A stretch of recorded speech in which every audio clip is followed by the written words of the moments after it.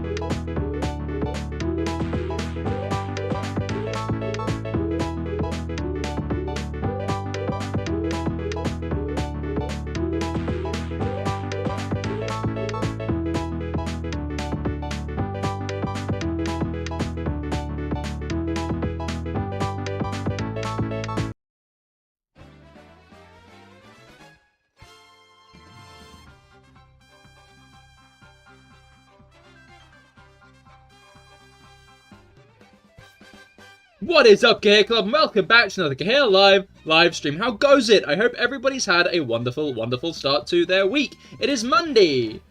It is Monday. It is the first day of the week, of the wide week. Hello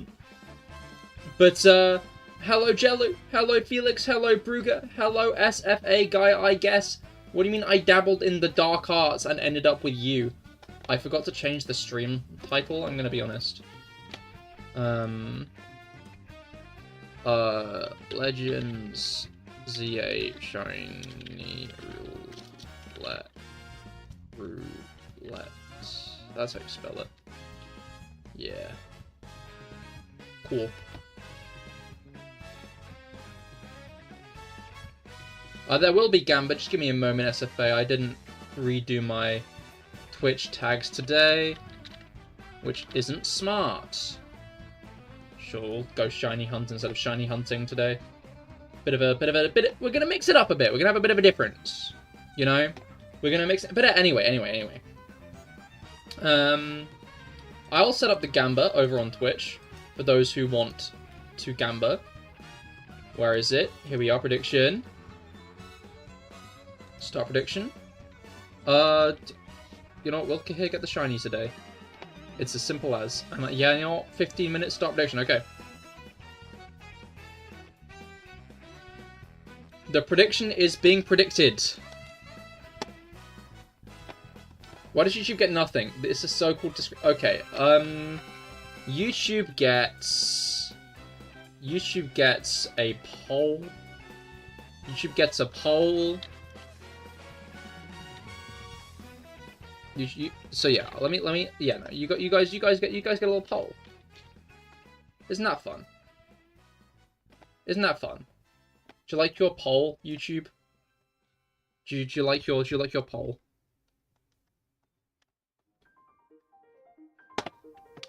Is it your streaming on Twitch anniversary or something? It is apparently my affiliate anniversary today, which means, what is that?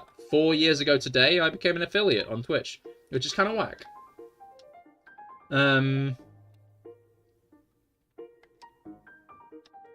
Happy May 12th. Happy May 12th indeed. Happy anniversary, you guess. I mean, yeah, it's alright. You know how it is. You feel even more scammed by your fellow people on YouTube, yeah? I've not turned the... You know, let's get the sandwich made. I've not turned the volume back on yet. I don't know, as much as I'm excited to activate affiliate on Cahir is here, I've almost got to affiliate on Cahir is here, by the way. I almost don't see much interest in the affiliate anniversary. I might celebrate Cahir as Here's launch in October when we get there. But, saw a huge spider this day a year ago, yeah? It's that engraved in your soul that you still remember. May the 12th be with you, real and true. Oh no, Felix, what's going on today? I see. I thought you asked him, what is that banana doing? Just hanging out the bottom. Bizarre stuff. Happy affiliate anniversary. Apparently, Dorsal Fin, apparently.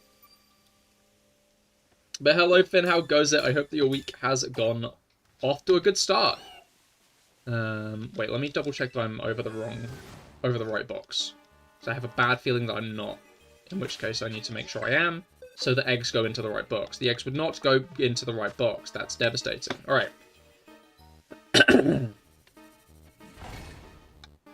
But yeah, I love a good bit of the shiny roulette. Once again, no new news. Once again, no new news. How long does this go on for? How long does the poll last? I think I have to end it myself. Hello all, you're well, you think? Well, I guess that's better than not thinking you're well. Did you have any rain thunder today? Not today. Apparently it's scheduled for tomorrow. Apparently we might get some thunder tomorrow, which I'd be down for. I'd be down for, you know. And then it rained yesterday. It rained yesterday is what I'm trying to say. Which is annoying because I watered the plants on Saturday because there had been no rain. And then there was rain. Which is quite vexing, all things considered. Quite bothersome. Are you also scheduled for thunder? I'll use this to figure out where you are. Oh shit! Oh shit! Oh god! SFA is gonna figure out I live in the south of England! Oh no!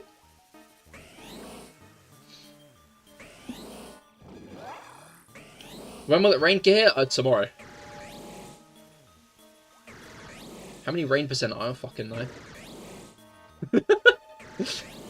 I didn't check the rain odds. I didn't check the odds of rain. The only odds I care about are Pokemon shiny odds, am I right? And Genshin Impact. Alright, odds. Oh shit, do you live on Earth? Oh fuck, oh shit, he's gonna find out! No, I live on Mars!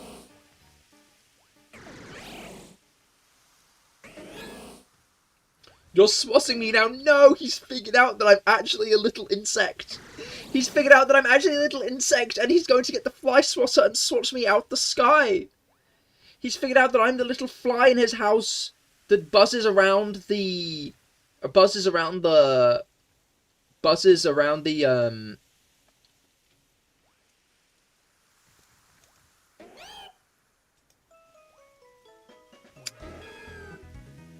The buzzes around the light. Yeah.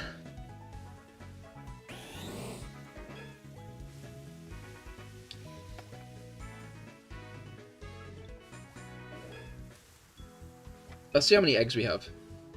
I'm crouched. 1, 2, 3, 4. 4! Only 4? Dismal. Oh, it's not. You should move to Dover. They have one of those in Delaware too, yeah? No, thankfully I don't live in fucking Salisbury. I just thought it'd be funny. If I lived in Salisbury, well, crike, you know? Like, my condolences to you Salisbury livers.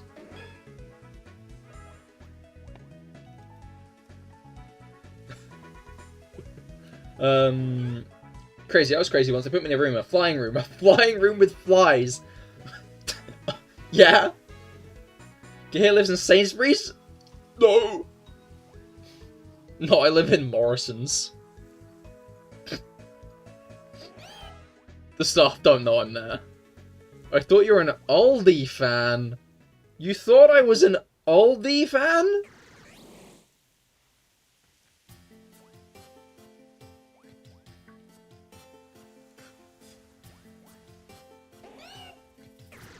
Disgusting. Come Morrison's law. I don't shop in Morrison's often. It was actually the day Scarlet and Violet launched. I don't think that was the last time I shopped in Morrison's, but I shopped in Morrison's that day. And...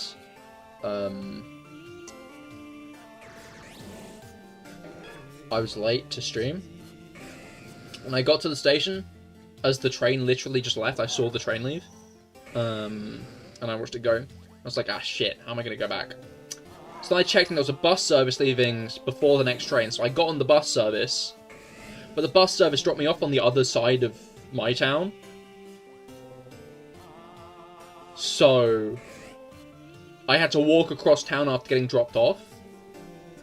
And I realised upon getting back, I would have gotten back half an hour earlier had I just waited for the next train. Additionally, the shitty paper bag they gave me ripped. Ripped apart on the way back, so I had to carry it like a fucking baby the whole way back. It wasn't really Morrison's fault, honestly. It was more mine. I'll be real. I'm not. I could like just blame Morrison's for that one, but hopefully I don't get as fucked up in Legends ZA, because I probably will be doing a big stream for that. Maybe I'll do a big stream when the next Genshin update comes out.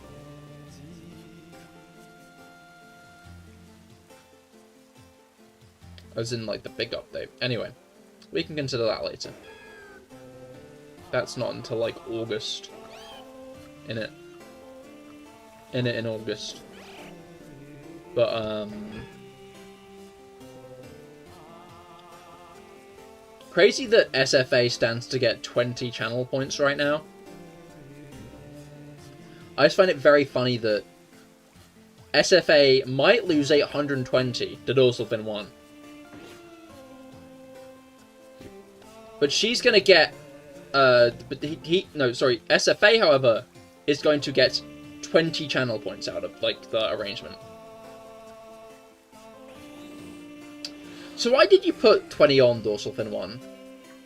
10 actually. Oh, another person bet? Someone else is on Team Yeah? Put 100 on Team Yeah. That's actually quite funny. That's actually quite funny. That makes me chuckle quite a lot. I just want to be clear that Finn is being stingy. Because she is one of the 1% in the CahirLIVE chat. Finn has so many good boy points.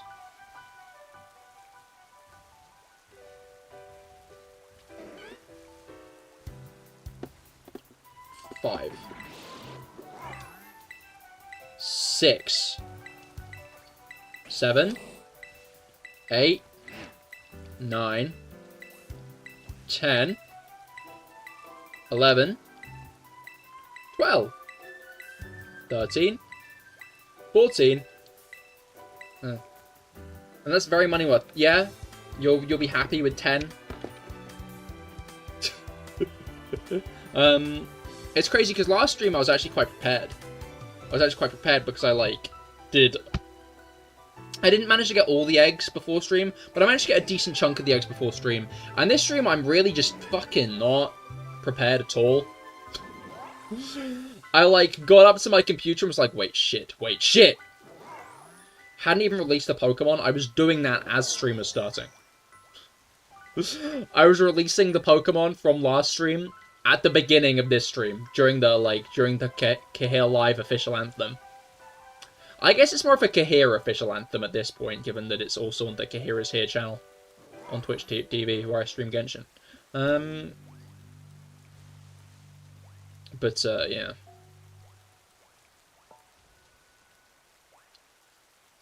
I feel like there were more things to talk about than just that.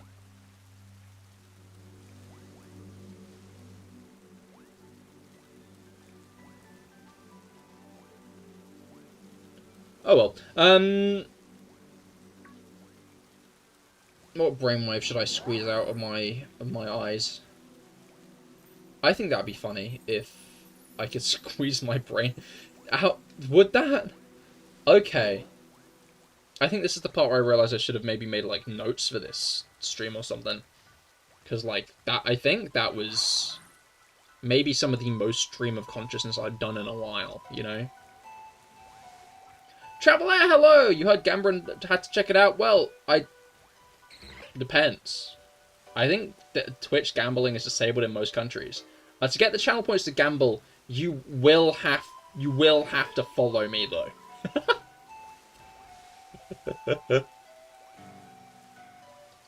Unless you have no channel points. I also don't know if you can or not. Because, like, Mango can't without a VPN. Or wait, like, 1 minute. That is also true. But, welcome to the Pokemon side. I'm shiny hunting today. Which is gambling in a way. I guess I was predisposed to gacha games, huh? Because what is shiny hunting, if not gacha? Pokemon gacha. Gachamon. Technically, you could argue that, like, the trading card game is Pokemon gacha. Plus 60 points, adding 3 times as much as the entire pool you win. You're good at gambling. You're not. You're not at all. If Finn is correct here, she's gonna... Yeah. TCG Pocket is literally a gacha. It is. Wait, so that's 15, 16, 17, 18, 19, 20, 21, 22, 23... You went all in, so Mango has to dump all 800,000... Yo! Yo, the pool just equalized a bit. SFA, you're not getting scammed anymore. You might actually get a few channel points back.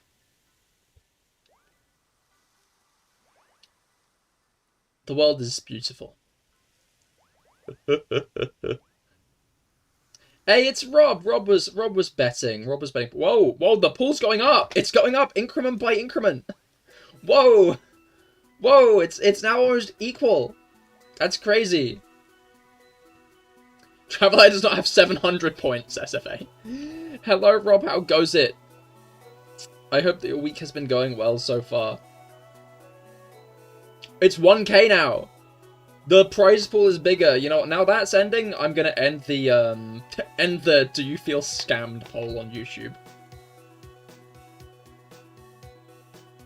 Fun fact, if you follow and unfollow, don't abbreviate it like that. Don't abbreviate it. Don't. Let's not use that abbreviation. I think we can think of a better one. Technically, here on CahirLIVE, they're good boy points. That's what I call them. Is good boy points. Yeah, not bad here, but very tired. Understandable. Do get rest if you need it. It's crazy how often it genuinely gets used as an abbreviation, though. Like, combat power in Pokemon Go. I don't know, COD points. And it's like, do they genuinely not realize?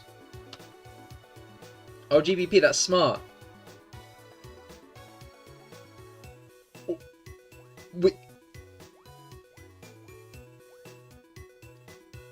Yeah, it is, isn't it? I'm so intelligent that I thought of that. You know, you should gas up me and my intelligence a bit more for coming up with that. Because it's... Like, right, exact... Dude, my brain... It just has these revolutionary ideas sometimes. It's how it is. Creator points and Geometry Dash. You'd expect them to know. I feel like COD points I could see going through like a group, like I feel like it's the kind of thing where like someone knows in the team There's even a whole scandal with people abbreviating it. No, there was! No, that was Robotop Games tweeted that out, saying that loads of people got banned off Discord in their Discord server for talking about the creator points in Geometry Dash and, like, abbreviating it. Even, like, the people who made Geometry Dash got banned on Discord because they were abbreviating creator points. I'll try and think a little more highly of you from now on. Yes! I'm now still low in Felix's estimations, but I'm not as low as I was before. 24, 25, 26, 27, 28, 29. What do you mean no? Oh, I almost had a fucking PC box full, and now I don't. That's actually quite infuriating, I'm going to be honest.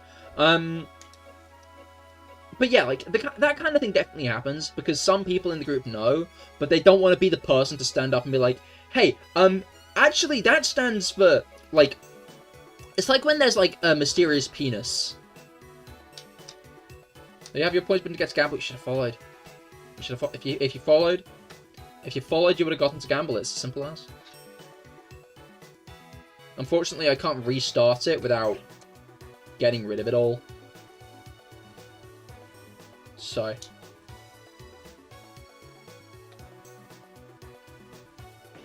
Okay, surely there's another egg by now. Hey! It was literally just one more. Crazy. Crazy stuff. Okay, now we can get onto the interesting part. Oh wow, it was actually a box full. I'm gonna be honest, I was assuming I'd be a little bit over. Because I normally am, but no, that was a genuine good to... I was not asking that, I was just being a sore loser.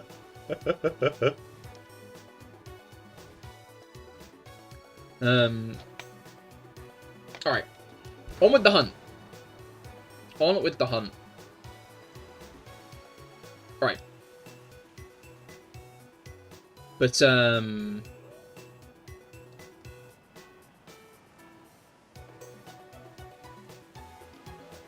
no, it won't. I had a thought, and then it disappeared out the other ear.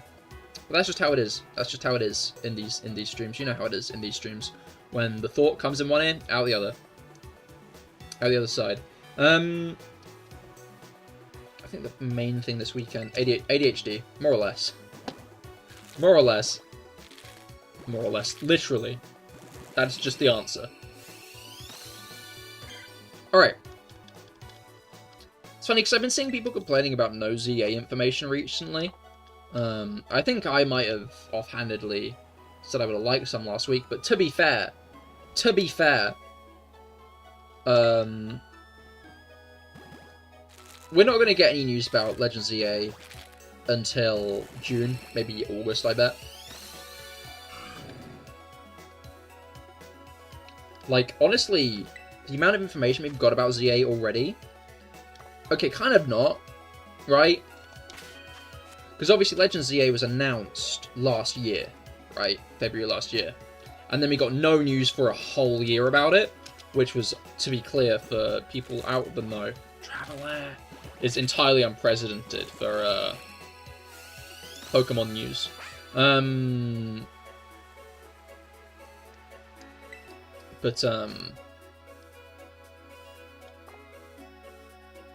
Hear about the new Pokemon game? This one's a bit weird. Huh? Hayo is making... Oh, right, yeah. I will unfollow you if you don't get the shiny today. Well,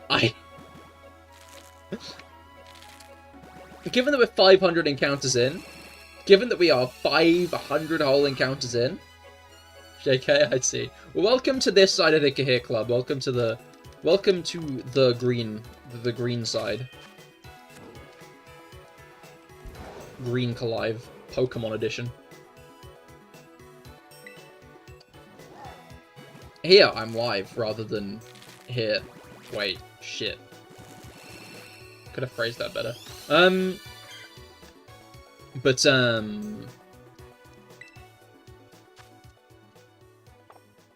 Anyway, yeah, shiny hunting is basically gacha when you think about it. Odds being 520, I believe. You're going to play Genshin and just listen in the background? Understandable, have fun at Genshining. But, yeah, so... historically, Pokemon games tend to give us a bit of news in June, and then more in August time. I think Legends Arceus didn't even give us any in June. I think it was just straight to August until we actually got any new news. So I feel like it actually might end up being a while before we get any new news about ZA. But, you know, as I was saying, we've actually learned a lot about it, given that... like, because there was the news in the Nintendo Direct, and then we found out that they were making the upgraded port for the Switch 2. Dude, I'm bricking myself on funds, actually. I know I try to keep the Pokemon and Genshin separate, because I'm aware that the Pokemon fans are here for Pokemon, and the Genshin fans are here for Genshin. But, leaks are looking like, Shenhe, my wife, could be rerunning next version, and I want another character who's releasing that version. So, like, do I spend money? But if I spend money, then am I going to have enough money for the Switch 2 and Legends ZA when it releases? Like, there's a lot of expensive things floating around at the moment, which really isn't great. You have a 10 pull and a bit? I see. To be fair, I have 70 pulls at the moment, right? I think I can probably get a guarantee, but I don't want one guarantee. If Shenhe's coming back around, Shenhe's not going to be back for a while, I bet. So, part of me just wants to... part of me is falling for the exact fallacy that Hoyoverse want people to fall for, right? Like, fundamentally, they're a gacha company who want to squeeze as much money out of people as possible. That kind of FOMO, that idea that a character might not come back for a while, is exactly, like, a core process of their ideas and the way they operate. I'm still not entirely convinced Shenhe's actually going to come in the next update, though. I'm going to be honest. But if she does, I'm fucked. If she does, I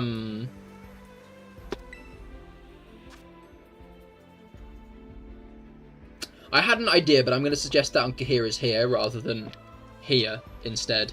It might be a flop of an idea, though, to be fair. There's no guarantee it would be any kind of good idea, but I'll mention it. I'll bring it up. I will bring it up.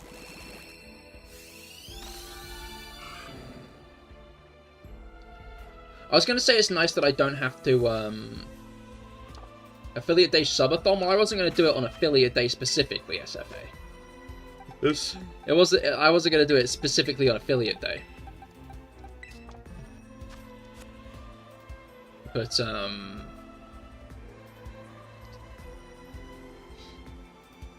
we'll see.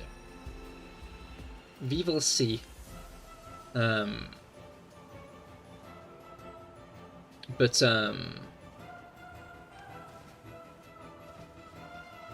was about to say at least shinies don't cost money, but, like, in a way they do. Because if I want to do the new shiny hunting, I am going to have to spend about £500.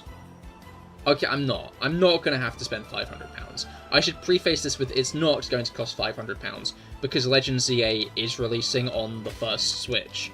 It's just I'm stubborn and want to play it on the new Switch, because of the upgraded edition that they're releasing as well. Which I'm sure is the exact fallacy they knew a lot of hardcore fans would fall into, right? Little Timmy, he can be like, Mummy, I want the new Pokemon game, Mummy. I thought that was a shiny then for a second. Yeah, I want the new Pokemon game, Mummy. Can you buy it, please? And then she'd be like, oh, Timmy, I'll buy it for you on the Nintendo Switch. Because it's on the Nintendo Switch and it's a bit cheaper there. But then, like, fuckasses like me who have the money for it.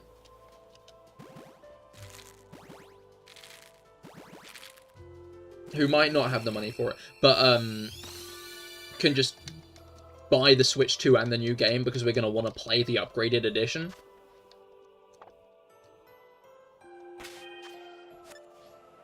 Because Pokemon game that maybe doesn't look like...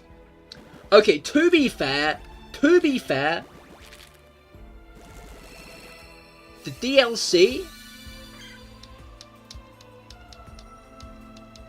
doesn't look as bad as base game. I think that's my hot take about Pokemon Scarlet and Violet, right? Like, this bit here... Okay, now, if you compare it to, like, I don't know, fucking Breath of the Wild...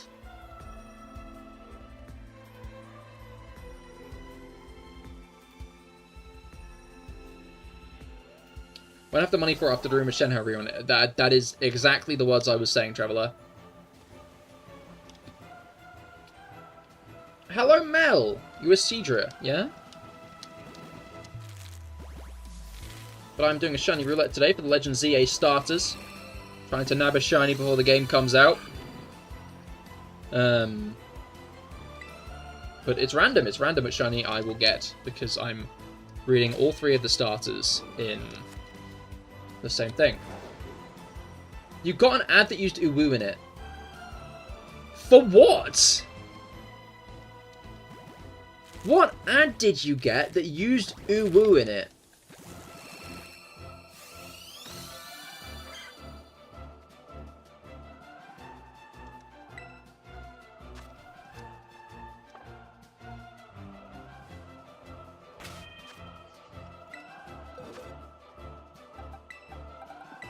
Dragon Pulse is a move. Yeah, it sure is, buddy.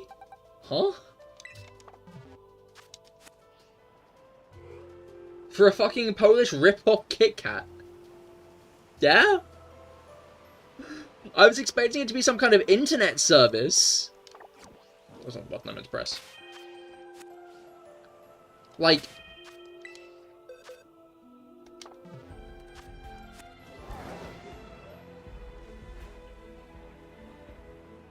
Like, I don't know, I was expecting it to be some, like, online thing. But, like, a chocolate bar? Ooh, in the ad? Eh? Booting Ooh 3% keyboard.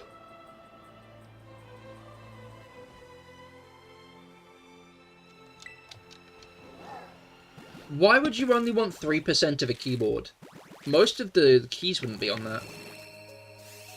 You maybe get like 1. Do you at least get to pick the key? Or like, is it just random?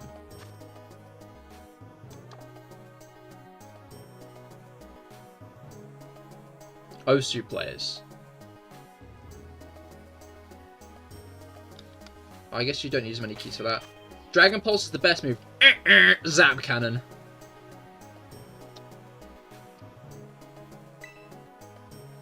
Everybody knows Zap Cannon is the best move. Does a load of damage. And if you miss it, it's because you're just not worthy. If you're worthy of Zap Cannon, it'll always hit.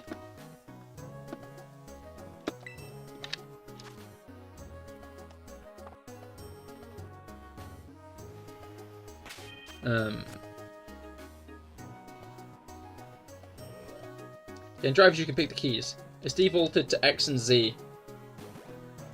And it has a volume switch and is he. Yeah? it is he. Now Gambit is the best move.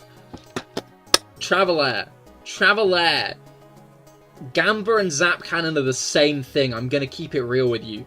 Zap Cannon has 30% accuracy. Or is it 50? It might be 50.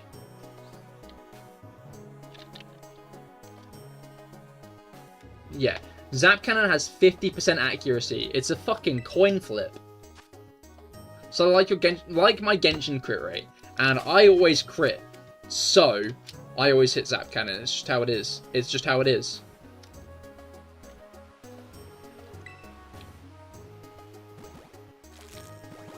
Best skill is Sheer Cold. Sheer Cold's alright. But Shenhe buffs that way, that's a good point.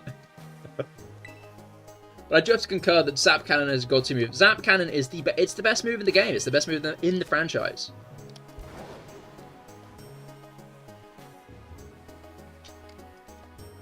If you want to win a fight, just use Zap Cannon. It's as simple as that.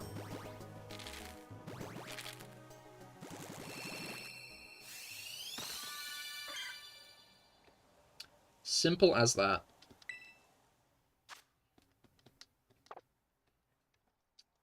I love Zap Cannon.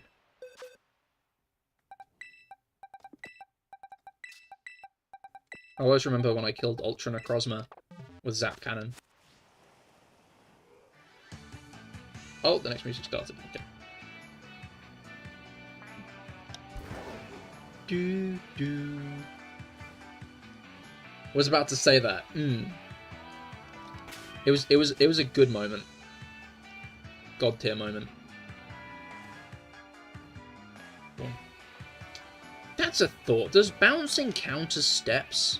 Because this is the first Pokemon game with, like, jumping in it, right?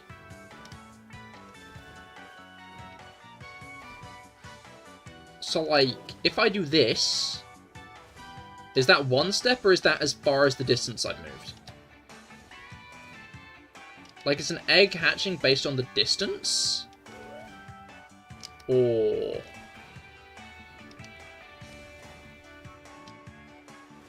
like, the actual amount of times your feet hit the ground?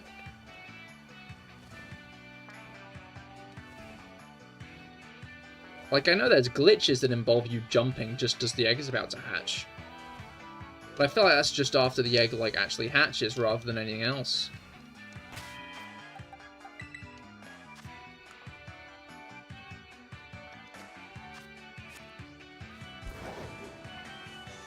Oblivion was the goat reel. I don't know why Magna Zones always seem to do so well in my Nuzlocke. Like, playthroughs in general, honestly. Not even just Nuzlocke.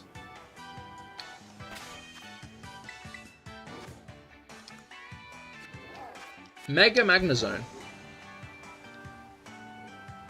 I'm just saying. Mega Magna Zone.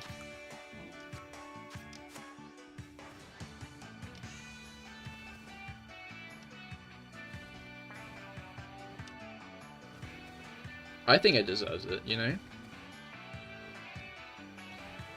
I'm not quite sure what it would look like. Like, if it was still Magneton vibes, then I think it'd be easy, because it'd be 6 trillion fucking Magneton. But I feel like it's kind of hard to be like, oh yeah, it's a bunch of Magneton when it's a Magna Zone already, right? In fact, you know what I'm imagining? You know what I'm imagining? One big magnet.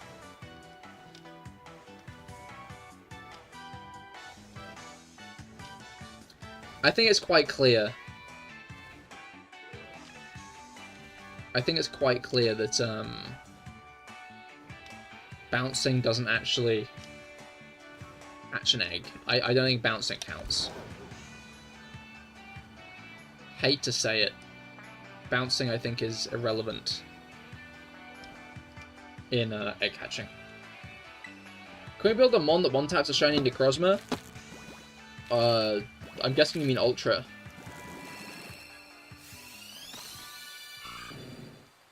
If we 2v1 on Hyper Carry, can we just Control-Alt-Delete him? You'd have to 2v1 it, though. I honestly think Ultra Necrozma should have called in reinforcements. That's my hot take. Ultra Necrozma should have,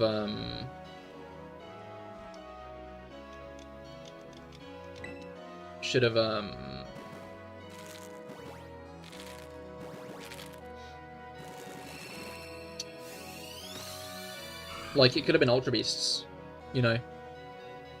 Could have called them Ultra Beasts.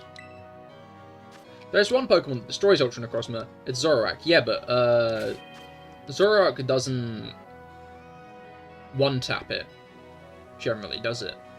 Zoroark's thing is you put a Pokemon at the back of your team that Necrozma thinks it can hit with a Psychic attack. So, it literally can't do anything to Zoroark. But Zoroark doesn't one-tap it. Does Maoika solo? Probably, man. Wait, no, Maoika's a fire type and Necrozma's a dragon. But then again...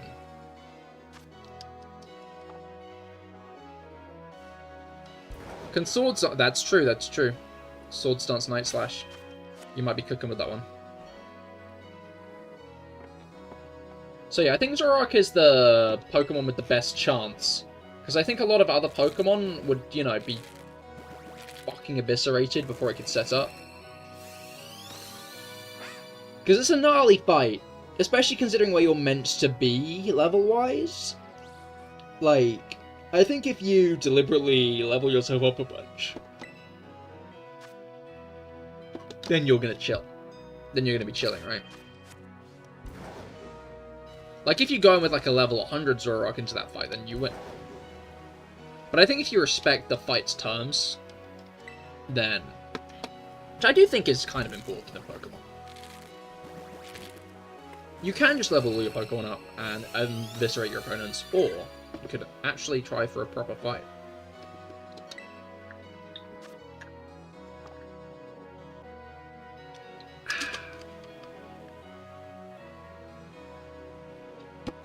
Maui does 1 million damage at the highest, but it's not very effective, so I give 25 damage, giving 250k, but Necrozma's a Pokemon, so it has like 300 HP at most. That says bulking versus half damage done, Maui still does 120k. That is a fair point, but you have to wonder if we should maybe translate... Anyway.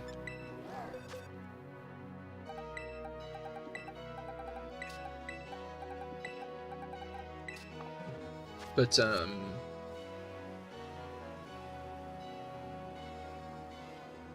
what was I looking for? Yeah, no, I hope we get more fights like Ultra Necrozma in the future. I feel like if they refine that kind of fight... I don't know,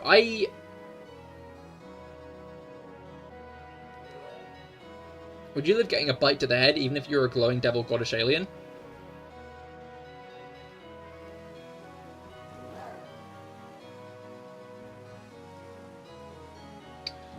We might find out sooner rather than later when they release that new Pokemon app.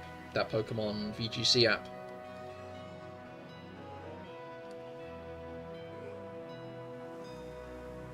Now let's say that bike was on fire. I don't know, Terrafire...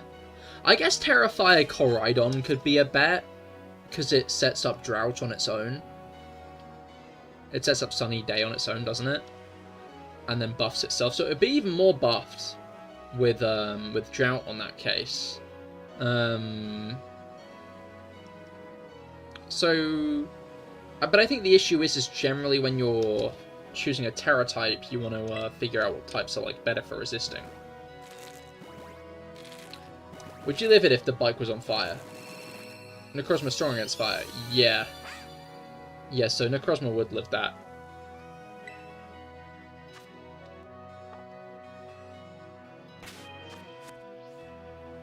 Alright, almost done with this batch.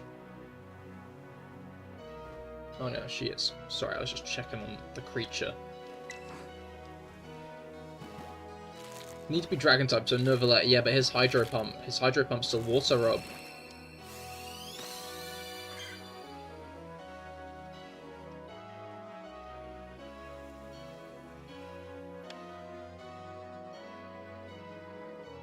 You know who would do a good job?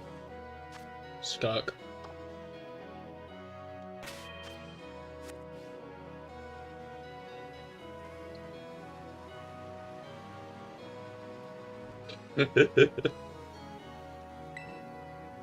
He's got a hidden ability, tier 2 shiny, and Pokerogue that also had a rare egg move. He posted it in a Discord server.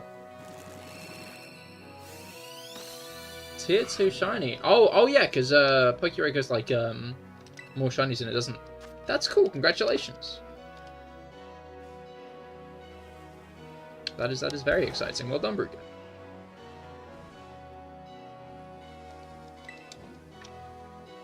Shen her DPS showcase versus equal Necrozma, dude, exactly.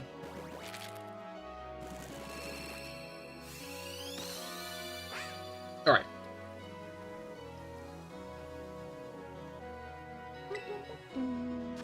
So annoying because Tepig looks a bit shiny in this lighting. Alright, 1 egg left, so I think I might start heading back to the thing, because it will probably have hatched by the time we get there. Indeed it has. Indeed it has.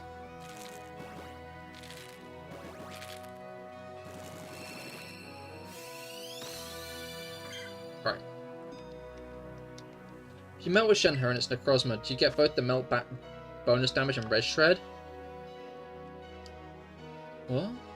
Do you wonder if we were meant to translate Genshin logic to Pokemon? I have a hunch that maybe we won't. No shiny sad. Hey, only in that batch. Stream ain't over yet.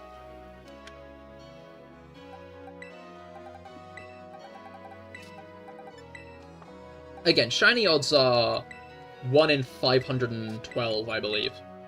So, Being over odds isn't great, but like we're closing in on the shiny, I think.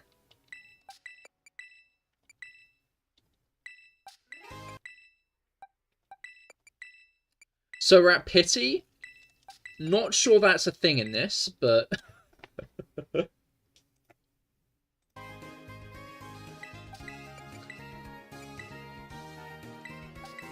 Not sure at Pity is, That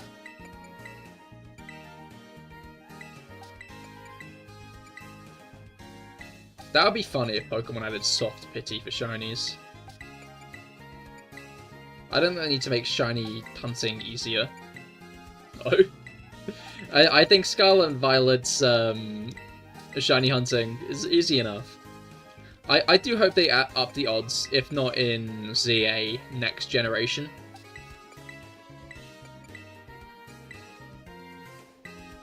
They did stuff like the chain shinies get to 100%, don't they? Chain shinies?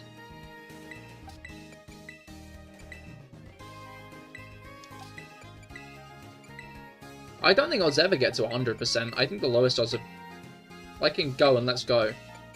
No. I think that the chain in Let's Go goes up to 50 and then it stops counting. By the time it's at 50, I think it's at about 512, which is... 512 is the general odds with Charm.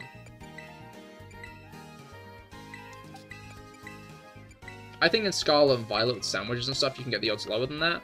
But it used to be that 512 was like the lowest.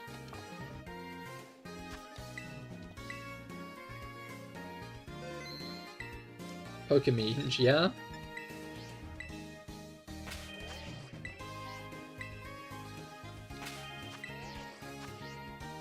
Cool. Best not to host a picnic there. Let me move about 10 foot over. Now I can. Alright. I need to get more VV picks. For some reason you need the pick in the sandwich. I don't know why. Game Freak should just give us the golden glow.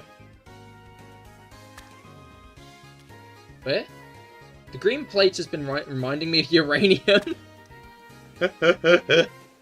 Dorsal, have you considered you've been playing too much Repo at this point, maybe?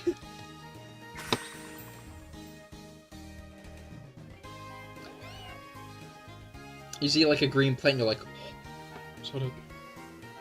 is that a Repo reference? Oh.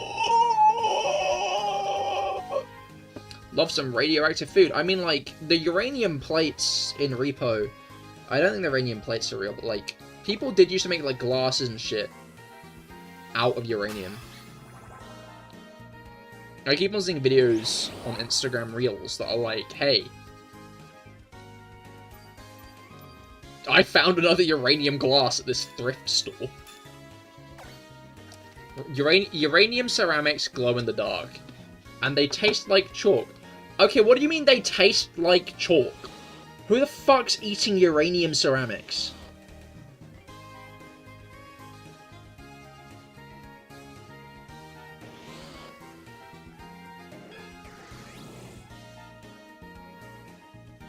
Uranium is calorically dense. It is.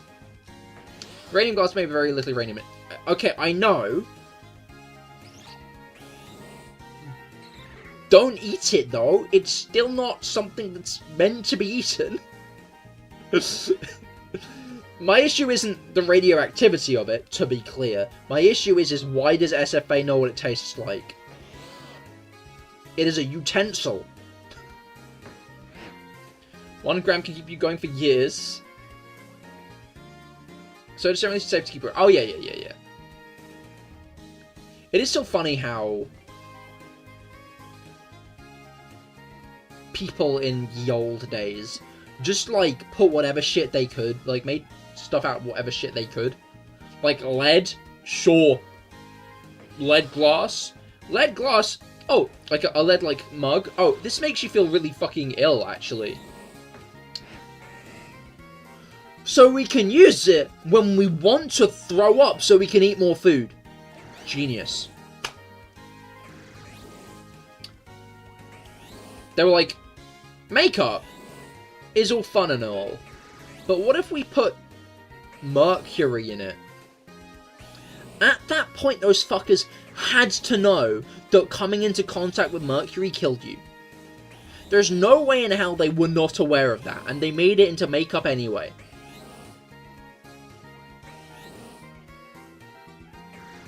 Radium tastes like calcium and the bones like calcium, but radium doesn't feel like calcium, so your bones become mushy. Mercury makes you high. I can't comment on that. What is SFA cooking, man? Something he shouldn't be ingesting.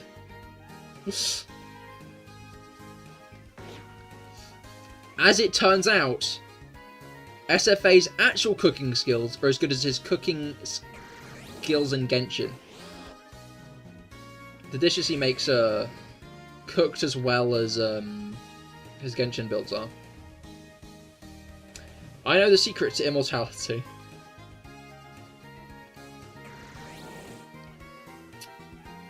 Get back to me on that in 2 years.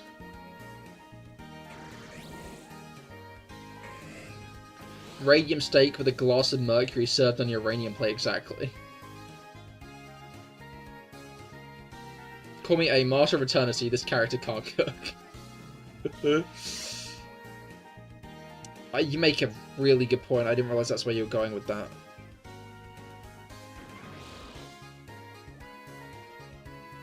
Crikey. Crikey.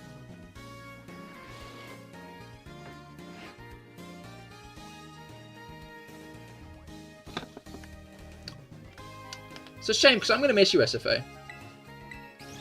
1, 2, 3, 4, 5, 6, 7, 8, 9, 10. Nice.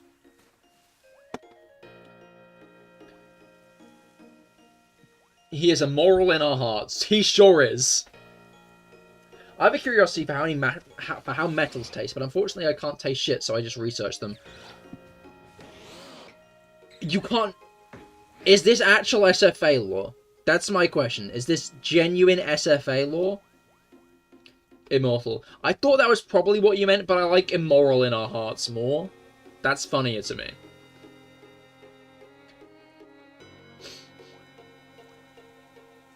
He's immoral in our hearts is, I think, a much funnier sentence than immortal. But,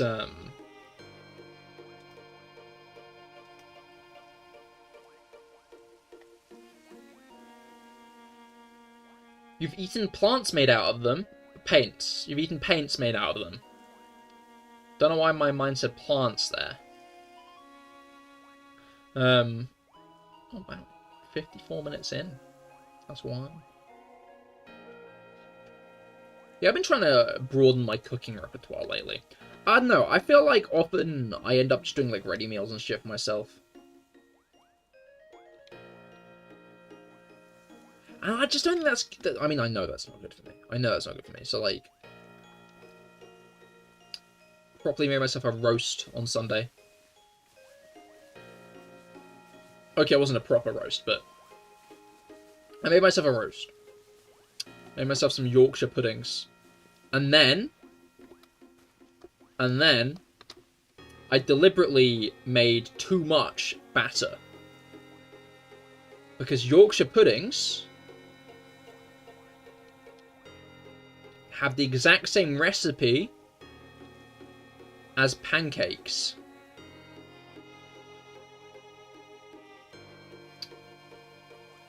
So I made some bacon pancakes. You're going to show some indium. Those who know, you want to buy indium. It's the softest metal that you can chew. You can chew that raw. Okay, so how toxic is this shit? How quick does indium send you into cardiac arrest?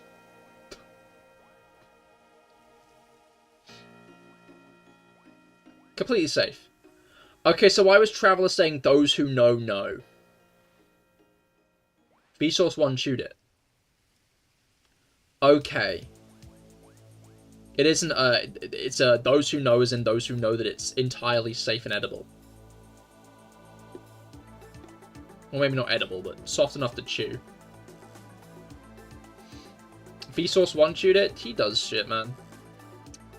I always remember that fucking video where he locked himself in a white room for, like, a day. 2 days, I think.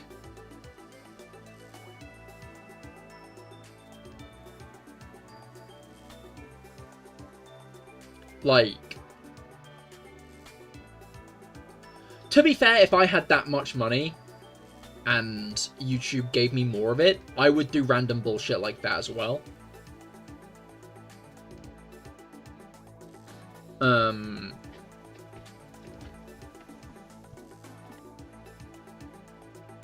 You want to drink lead white, and that poisonous green and purple, but you fucking can't. Huh?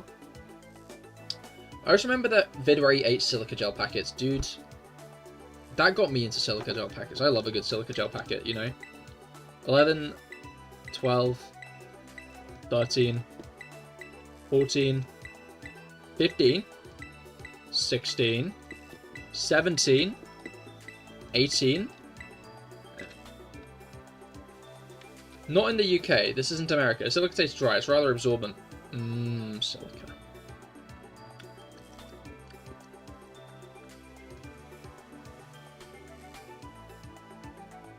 You guys ever just collect as many silica gel packets as possible?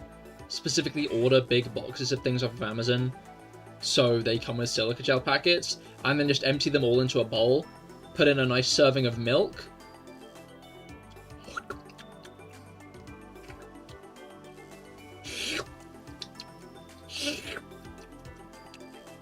You know?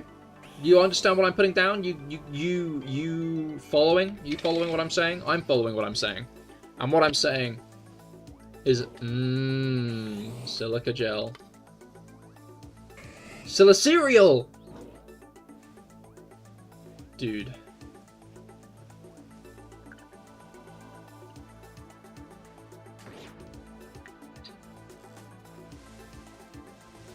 Okay, here, do you want to eat borosilicate? No, I want to eat silica gel.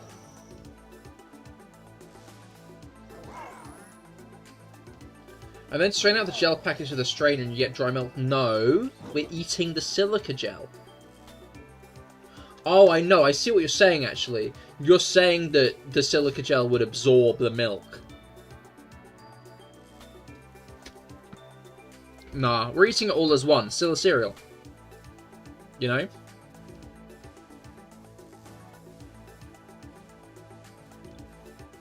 You like to strain them? Nah, I eat it all as one. It's still a cereal, you know? 19, 20, 21.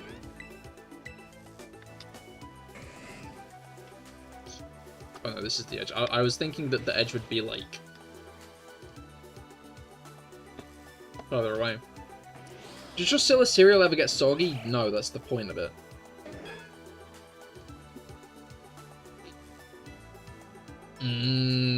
Dry cereal.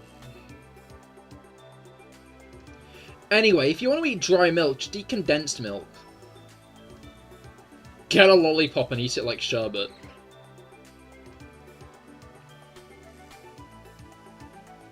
Simpiels!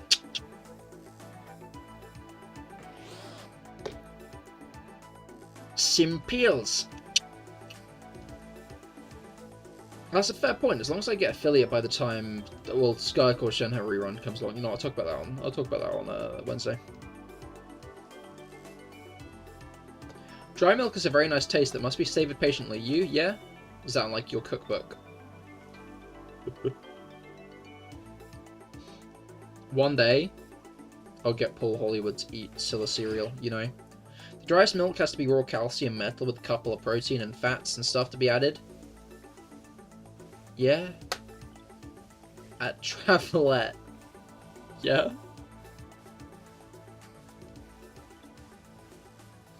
I wonder where Roulette is. I'm sure they're getting at it right now.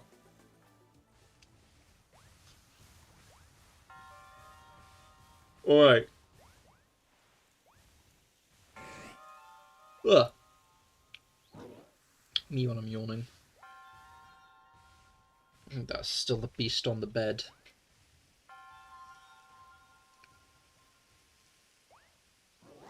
Horrid creature. What vile things has Missy done today?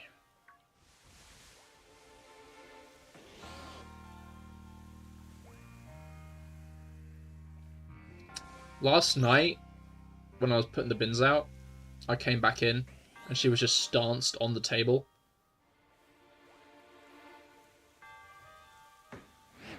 Roulette has 2 T's? Yeah. Oh. SFA only said 1. You know, Bowsette, Cahet? Cahet? Travelette. Huh. Are you making the implication I think you are? It fucks me up that Bowsette wasn't this decade. We are closer to 2030 than we are the creation of Bowsette. Bowsette was like 2018, 2019 at the latest.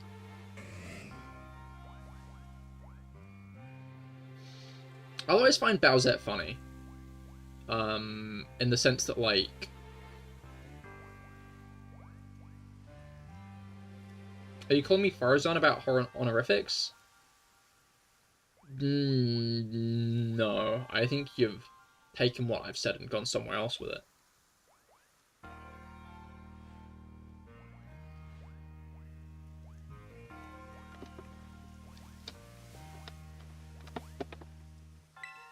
$22, $23, $24, $25, $26, $27, $28, $29,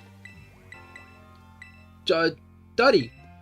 Okay, GTA 6 is closer to 2035 than to GTA 5. Let that sink in. It's here already? It said it wouldn't be here till tomorrow. Wait, okay, I'm gonna go let this sink in now. I'll be right back.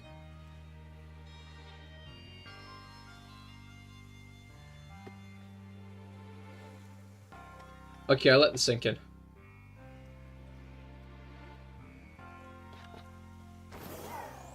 He's been knocking for a while. Well, you should know I'm streaming right now, you know? Should have considered that. Unbelievable. That sink has no manners.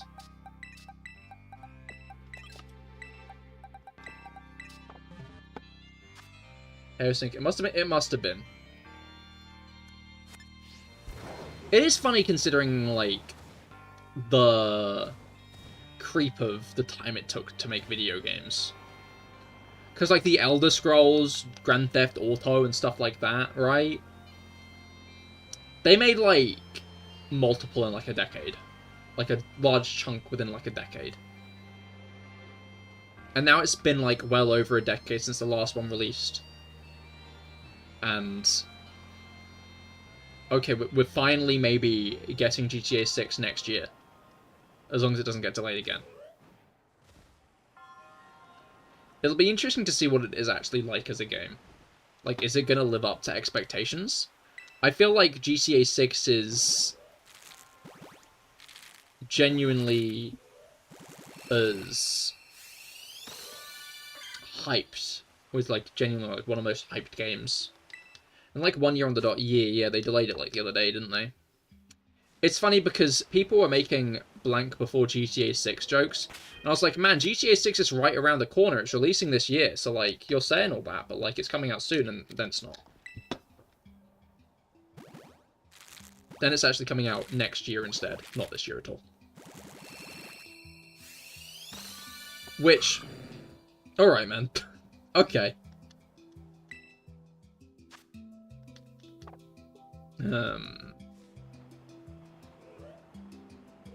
GTA 6 before GTA 6. Ooh!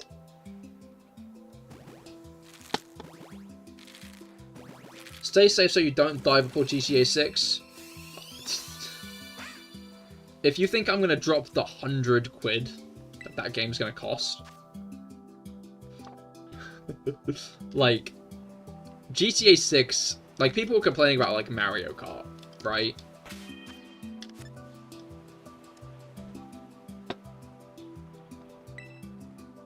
In fact, I'm not even going to have a console to play GTA 6 on, right? GTA 6 is coming to consoles first, although maybe it will release on the Switch 2. Given that the Switch 2 is a more powerful console, and it seems like a lot of third parties are more interested in it, I guess there is fundamentally a chance GTA 6 could actually release on the console. I still hold my doubts.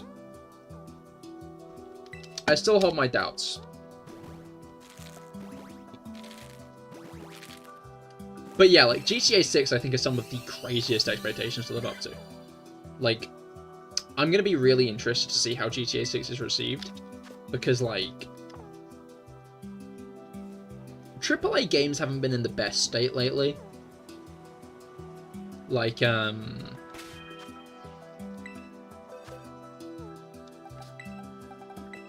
could die before GTA 7? I hope not. Then again, if GTA 7 releases in, like, 2060 maybe, but as Dano said, at least they set an exact date for release. I mean, like, yeah,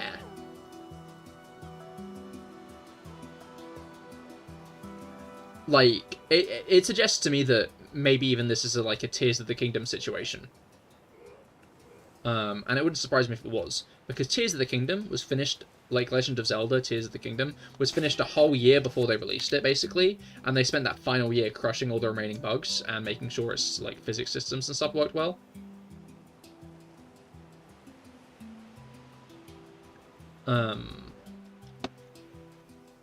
I feel like the main thing Rockstar released in the last, over the last, okay, I think it released like 7 or so years ago at this point, but like over the last while, is Red Dead Redemption 2, right? That's like the main thing that was released, isn't it? Have they released anything else other than Red Dead 2?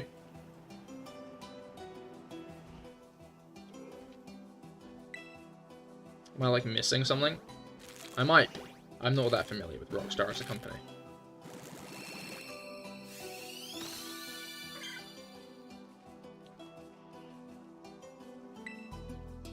Because, like, Red Dead 2 was fundamentally released...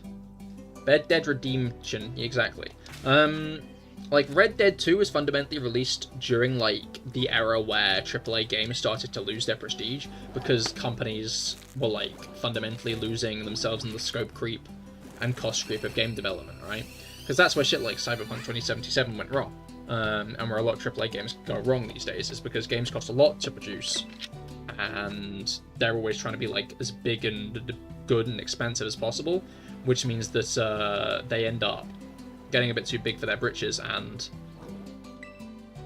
falling apart.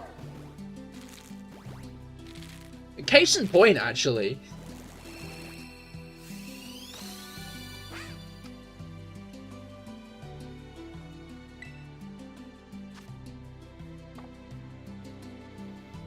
Case and point. But then again, I feel like it's not quite case in point. Because I don't think it would have been all that far-fetched for this game to get, like, you know, a bit longer in development.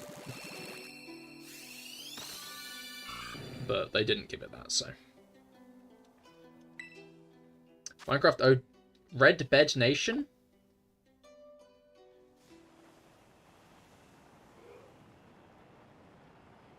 Nope, over my head.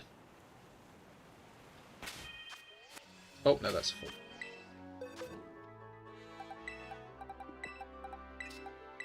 But, with stuff like Red Dead, I feel like, if any company has a chance of making an actual prestige AAA game, Rockstar might have a shot at it.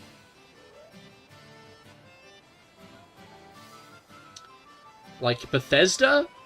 Not a chance. But all the same, like, GTA 6, it's got a lot to live up to, I think. Beds used to only be red in Minecraft. Oh, no, yeah, I did know that. I just thought you were referencing... I did not quite realize that's what you meant. So OGs use red beds for nostalgia? Most of the time I'd use a white bed, honestly. No, I only want to use a white bed. I generally dye it to, like, fit my base's color scheme. Like, dyeable beds is a lovely feature, I think.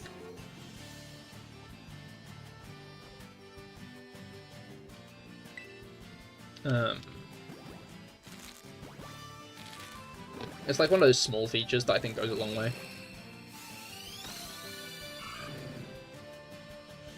You still need to play the second one. Red Dead. And they have, yeah, no, it was 1.12 because it was the World of Color. I think they added concrete in that version. I wasn't playing much Minecraft then, so I can't say for certain.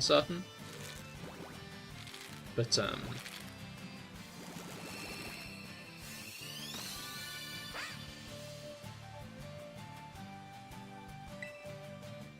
it's funny because I got back into it around 1.13. Literally a few months before its proper resurgence came back.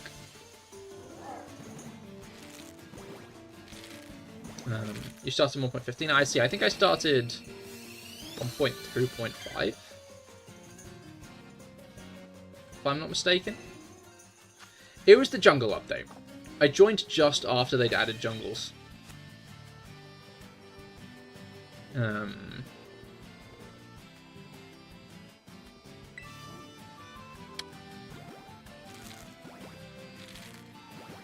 was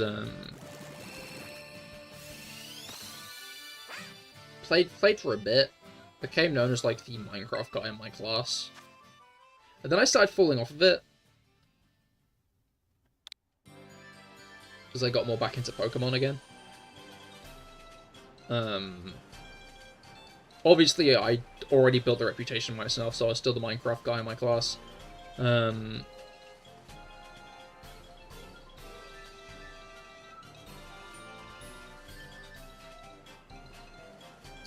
Fatal Point most jam-packed update in Minecraft history. Which was that one?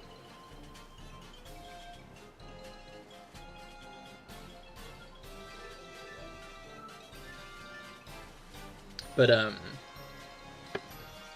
yeah, and then actually when I started CahirLIVE up, I was a Minecraft streamer. That was, like, the first thing I streamed was Minecraft. In fact, Dorsalfin1 I met through Minecraft streaming. I'm not sure if she's still here. The issue I quickly found out with Minecraft, though, is you need constant ideas if you're doing survival.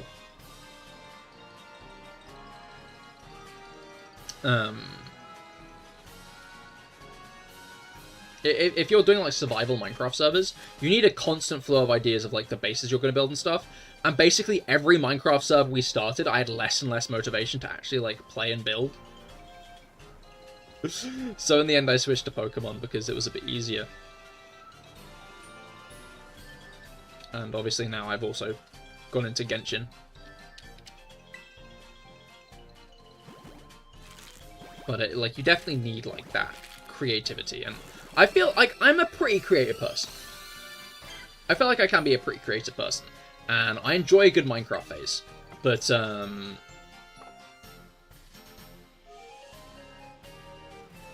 don't know.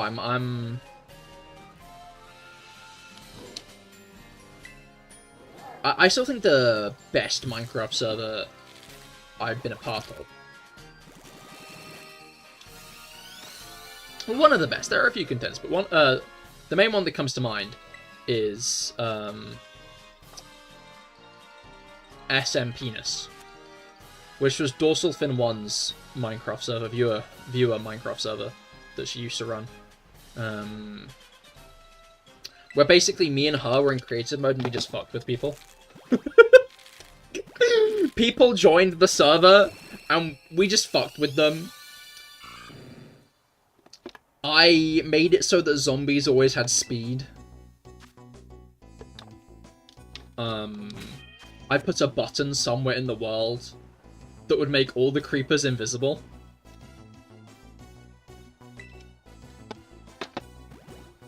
Then I also did a couple of things where,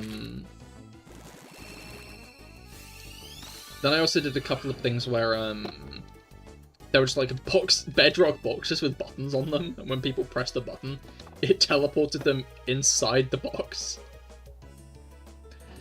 Great minds created that. The great minds created that server, indeed. Then we had gambling of our own on that server, where there was just this button that would either make you say penis into the chat, or kill you. And then we made a okay, that was our buddies Pat and Kai who did that. And they made a tracking system, so it would tell you like who was currently in the lead. Everybody hydrate! As an order, everybody must hydrate now.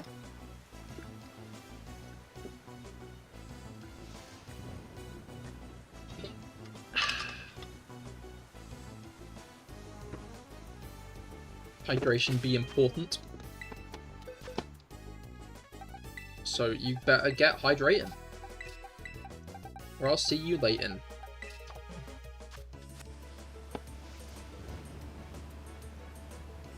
There's like a load of other bullshit on that server, but I can't remember. That was when like the fences were a thing, which is why. Where is it? Which is why this is an emote. And I made this giant, like, fence wall thing. And by giant fence wall thing, I mean I did, like, a 4 blocks to 1 pixel recreation of a fence post. And then copied and pasted it as far as I could be asked to. Which was multiple thousand blocks in each direction from spawn. And that was great.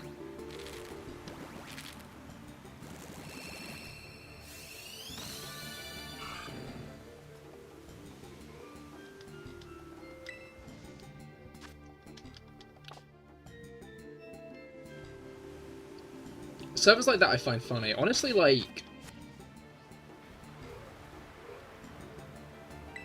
I think if I ever went back into Minecraft, it would be something like that.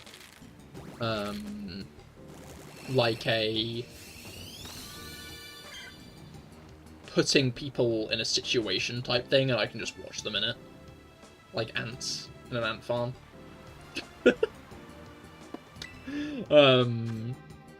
I keep seeing this guy pop up on my Instagram who what was it called? Who basically made a world that's all underground. Like it's just this like just all stone.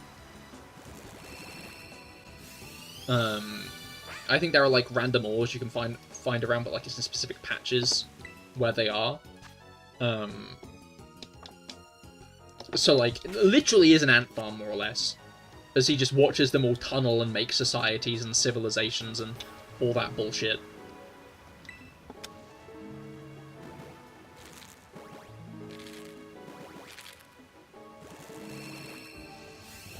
Like... And I think if I made another... Like, I think if I did more Minecraft content, it would be like that. I have experience in making data packs, so I'd make a custom world gen and put people in a situation. It would be fun. But it'll be a way off, I think. I don't want to leap into things. And I need the money for a Minecraft server. I'd need an actual funding to have a Minecraft server. Which I do not have right now.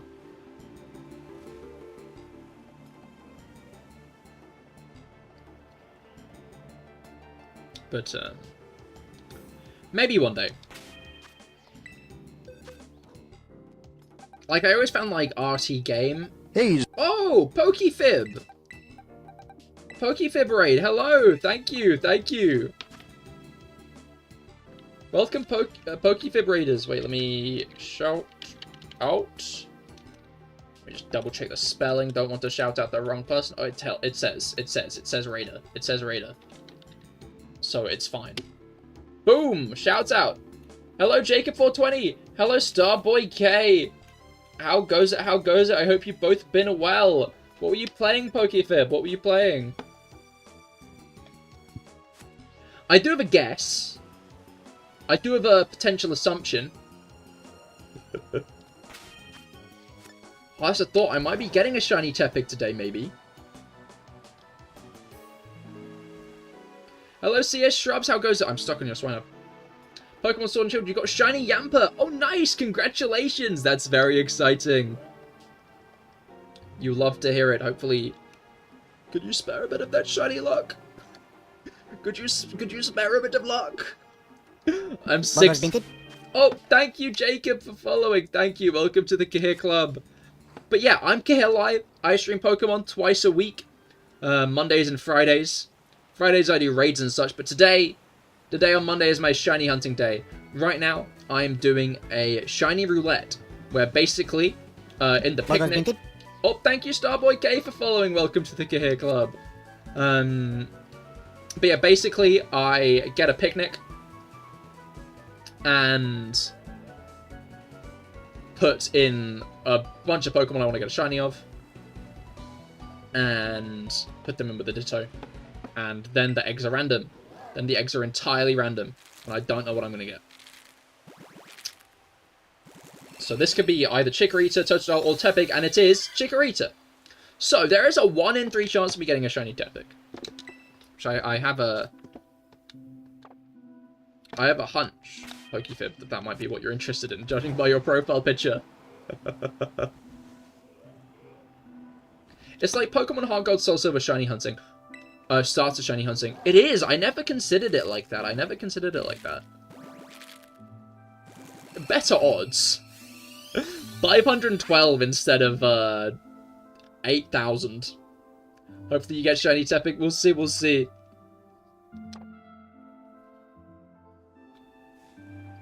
We need the fairy. The fairy? Which is the fairy? I don't think any of those guys are fairy types. Yet. Is that Minecraft music? It is indeed. It is. Which one are you? Is it full screen? Subwoofer Lullaby. Love a good bit of Minecraft music. You're actually just talking about Minecraft, but yeah, no, I have a good bit of Minecraft music on my playlist. Tepig, no Capig, yeah. Oh, sorry, we're doing DAs. Oh, I see.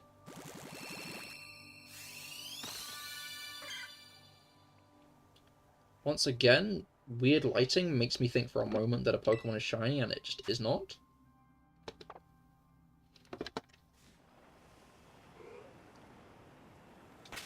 I do actually do DAs. Yeah, I think I will do some this Friday, actually. Obviously, Metagross 7-star was last week, because it was Metagross 7-star. But I do want to get shiny Xerneas before ZA releases, because I have that gut feeling they're going to give Xerneas a new form.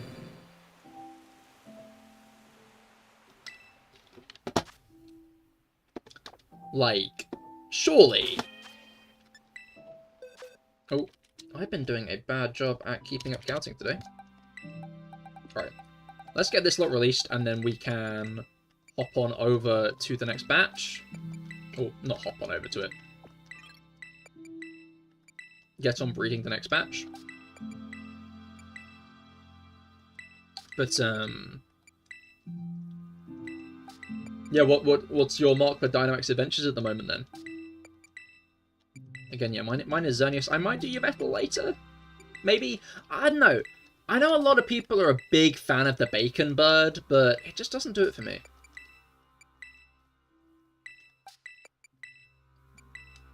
Never been too sure on it. I do like Xerneas, though. Yveltal normally is my favourite of the two. And if we get a choice like we do in the Legends Arceus... We're actually doing Bacon Buff! I see! Apologies for the slander, hopefully he didn't hear. Hopefully he didn't hear, and hopefully it won't hide away. Best of luck, hopefully you do get it. Do I have a name for a coughing that will eventually be a Galarian Wheezing?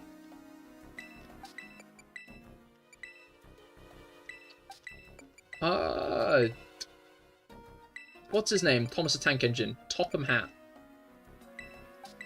Trying to get your first shiny legendary in Dynamax. Oh, nice! Best of luck. Hopefully you can nab it.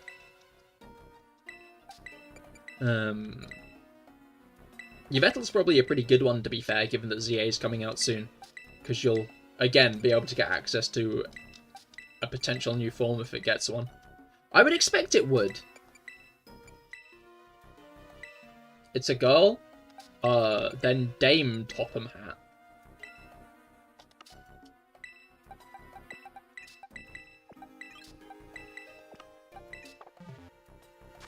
But, yeah, I wonder if we'll get, like, a choice between the two. Like we do in, Legends Arceus. Or if maybe Zygarde will end up being the main guy. I was thinking about it earlier. With Quasartico and that guy... Wait, have I got them in the right order? That's the picnic in Cahir. With Quasartico and that bodyguard looking just like Mega Rayquaza, I wonder if maybe we're thinking too hard about a legendary whose name starts with A. Because there's a legendary whose name ends with ZA. Rayquaza's name has ZA at the end. So, I feel like that could end up meaning something. Especially considering the other way of looking at it. Zygarde's name starts with Z, Rayquaza's name ends with A. But then again, I guess that might be too much of a stretch. Given that, almost dropped those. Given that the average viewer would have, like, the average player would have to, like, understand that. I do wonder if they'd think, if they would think, oh yeah, little 8-year-old Timmy's gonna understand this, fine.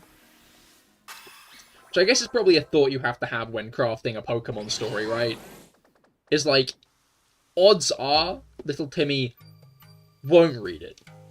But if he does, it should probably be a bit legible. He should be able to just about understand what's going on, maybe.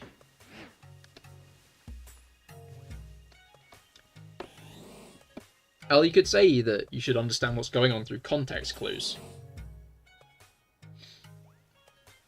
I do wonder how many kids playing through Pokemon Scarlet and Violet ever realised that...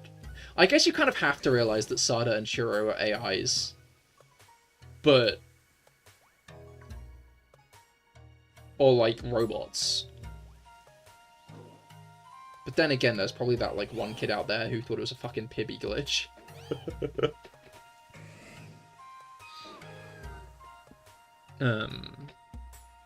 Scarlet and Violet have such cool endgames.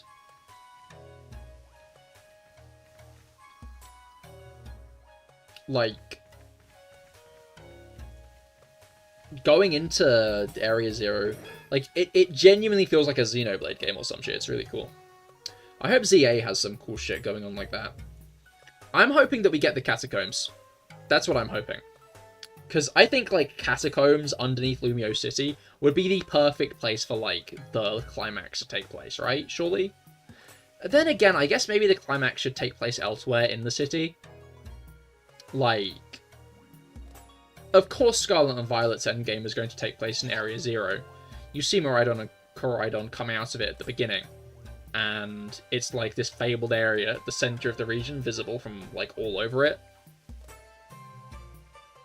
Kind of like how the climax of Diamond and Pearl and Legends Arceus as well had to be on Mount Cornet, because it's like this very like imposing figure. I really like say what you will about BDSP, but I really like how in all the battle backgrounds you can see Mount Cornet. Like, I think that's a really cool little detail. Just kind of like highlight it in a nice way. It makes it feel really imposing, which I like a lot. I wonder if they do anything similar in Johto. Question: does the 600 in the corner? What does the 600 in the corner mean? Is it viewer count? It's not viewer count. It's how many encounters I've done. It's how many eggs I've hatched. So I have seen 600 Pokemon.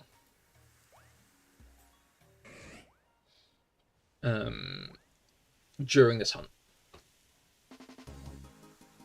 It's like every time I hatch an egg, then I increment the counter by 1. Because I've seen another Pokemon and it's not shiny. So basically it means I know how many eggs I've had to hatch to get the shiny at the end of the hunt. When I was younger, when I first started shiny hunting, I didn't really keep track of it because I didn't care to, but in a way I still don't care about the number. I still don't care how many encounters it took. But I know a lot of people do. A lot of people do like having that kind of visual tracker of how long a hunt's taken. Like, especially with like my other hunt, Shiny Minccino, which has taken over 11,000 so far. It's nice having that, like, counter, that benchmark on the screen, just so people know how long I've been at it. Because, like, if I'd been at it alone, I would have known, oh, okay, I've been at it, like, almost 2 years.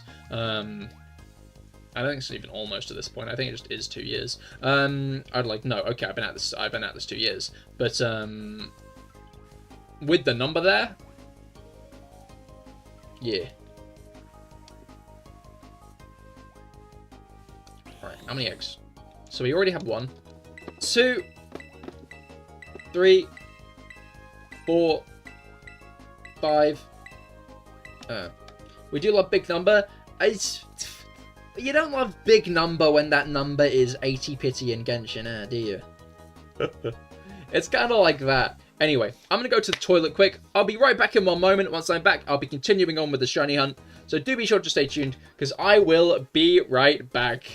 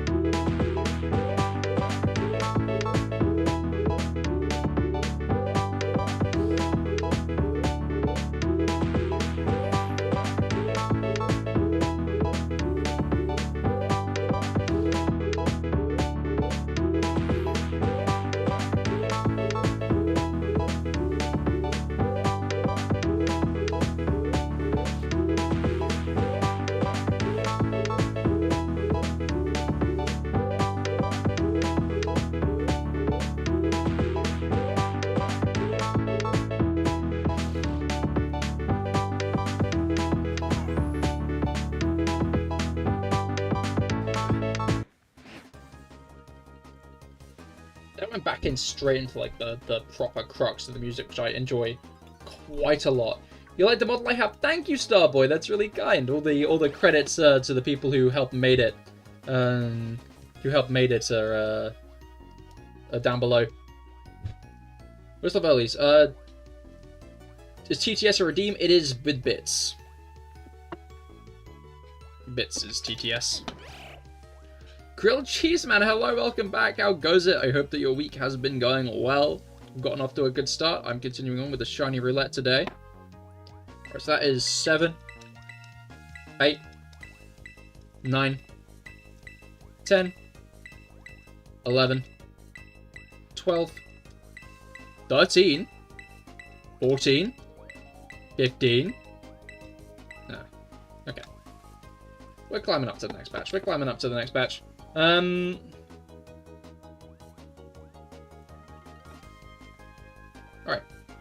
You got a shiny Gimmighoul! Oh, nice! Congratulations! That's really exciting! Yeah, no, I did not in the end. Which is a shame, but it is what it is with that event. I hope they bring it back again soon. It feels like they do it very intermittently, and I'm not sure if they'll continue with it once ZA releases. Because I'm not sure how much logic there would be behind continuing it once ZA releases. But by the looks of it, I'm not going to get a shiny Gimmighoul of my own, so...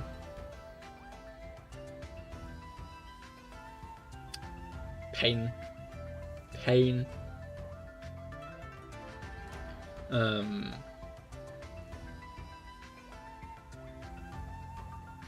Like, I wonder if they're going to do it in Go, and then the only way to get shiny Gimmighoul will just be in Pokemon Go.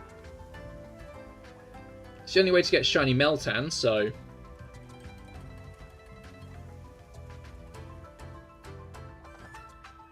But, I guess it depends if they bring back Meltan in any way. I guess they'd have to at some point if Pokemon Go does get shut down. Because, like, I'm not sure if Pokemon Go got sold, or it got, what was it called? I'm not sure if it got sold or, like, just... I'm not sure if Pokemon Go itself got sold, or if they sold, if Niantic just got bought entirely. Because it's now a different company, I think, who are on Pokemon Go. And who are a big fan of advertisements, from what I hear, which, I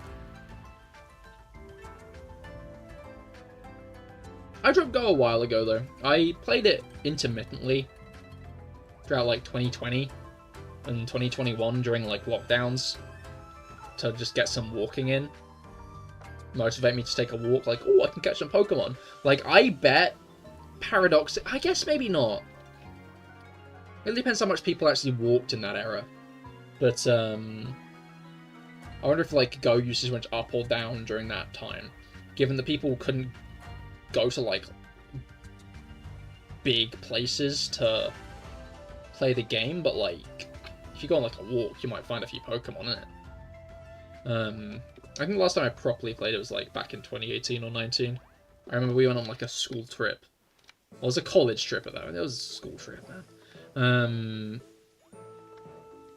And there was, like, a Shinx raid, and we all gathered around it doing it. And I didn't get the Shinx. 16, 17, 18, 19. Oh. I was kind of hoping we'd get into the 20s with that batch, but oh well. How far can you, like, get in before you get pinged back? I guess it's a hard wall just beyond the actual wall. Anyway, it'll be funny if Pokemon Let's Go becomes, like, the only remnant of Pokemon Go playstyle, though. Like, that would amuse me greatly. Despite the fact that one of its main features, being able to transfer in Pokemon from Pokemon Go, would be entirely, like, null and void at that point.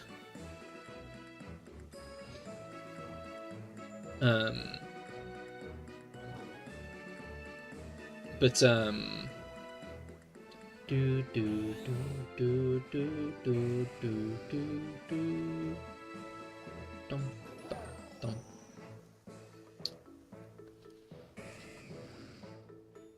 Because most people wouldn't like another Let's Go game. I'd at least like, I'd enjoy, maybe not another Let's Go game exactly, but like another game with the spirit of Let's Go, you know? Like, I thought it was a sweet game in its vibes and aesthetics and the way you play it.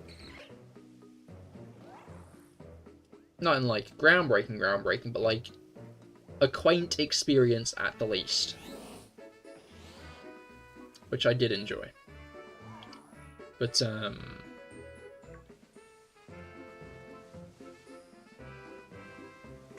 don't know, I feel like it probably didn't do that well. Then again, it probably did do decently. Like, I think Pokemon definitely experienced the Switch difference. This, like, through Let's Go, Sword and Shield, BDSP, Legends Arceus, and Scarlet Violet. Wait, I'm gonna get more eggs quickly. 19, 20, 21. Oh. I really don't wait that long, actually. Like, the Nintendo Switch fundamentally, like, has been one of the most popular consoles of maybe all time. And I think, like, every game that released on it fundamentally got to experience that. With a lot of franchises having some of, like, their best selling games releasing in that time frame. I'm not sure if Three Houses did sell more than Awakening in the end, but I wouldn't be surprised if it did. Scarlet and Violet and Sword and Shield. Like, the top 3 best-selling Pokemon games of all time right now are Red and Blue, Scarlet, Violet, Sword and Shield. That's top 3. I think VGC definitely made a massive difference, but, like, that is currently the top of the list. And I'll be interested to see if Gen 10 does that well or not, because the Switch 2 is already doing really well, I think is the thing. Like, some people are like, oh, it was gonna flop, and, like, it wasn't. Nintendo are fundamentally existing in a very different context to the way they were when the Wii U released. The Wii very much cemented itself as, like, a family console, I think, with, like, the DS and 3DS. I don't know, I always considered the DS and 3DS, like, more of what I'd wanted out of Nintendo myself. Maybe that isn't as universal an opinion, but, it kind of meant that the Wii U was kind of left in this odd spot, where it was mostly, like, people who were very into Nintendo already who wanted to buy it. Like, if you weren't as into Nintendo, you weren't as interested. The Switch fundamentally hits a niche. It was a home console, and it was portable. Well, being able to play home console games. And I think that's very much why it ended up being what it was. And because the Switch did that, because the Switch was as successful as it was, Nintendo are now in a different in a different situation to how they were when the Wii U released. Hello, Fire Edward, how goes it? I hope your week has been going well. I'm doing a shiny roulette today. Basically, I've got these 3, the Legends ZA starters, in the camp with a Ditto, and that means the eggs I get out of this basket here will be entirely random, as to, like, which 3 it is. So it's like a roulette. You're good, hell yeah. I'm glad to hear it. I'm glad to hear it. I'm doing pretty solid, thanks. The only reason I could see the Switch 2 flopping is if the scalpers got more of them than we anticipate. Even then, like, I don't think that would make it flop, right? Because the PS5 got scalped to hell and back, but it still had a decent success, right? Like, the PS5 is very much in gaming conversations still. But to get back on its feet anyway, kind of like the PS5. Exactly. And even so, I think Nintendo definitely are aware of scalping and are going through measures to try and reduce the amount of scalping that's going on. Like making it so that there were a lot of pre-orders through the Nintendo website itself, where you needed to have a Nintendo account that was like a year old, so you couldn't just make 50 and then sign up, right? They very much had, like, they're aware that it's going to be scalped, so they've very much gone with protocols to stop that from happening. I'm going to get some extra quickly. I would think I was at, like, 21, maybe 22, 23, 24, 25. You got to go. Fair enough, Brew. Great. You have a great rest of your day. 26, 27, 28, 29, 30. Okay, I think that's 30 exactly, if I'm not mistaken.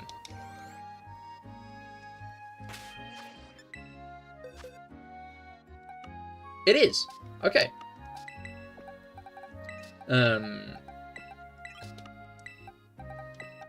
Alright. But yeah, no, I found it interesting because people were like, oh, the...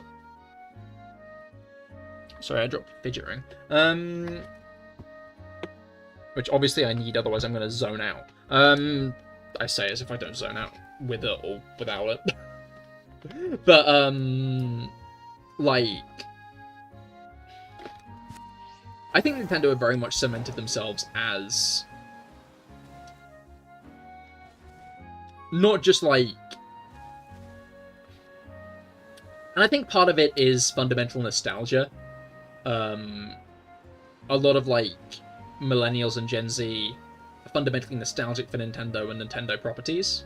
I think they very much got a massive assist by, like, the big nostalgia boom of the 2010s, where, like, everything was nostalgia for, like, millennials and shit. I think they really benefited well from that nostalgia boom. And, like, the Switch benefited really well from it as well. Why is it over here? Why is the egg here specifically? But,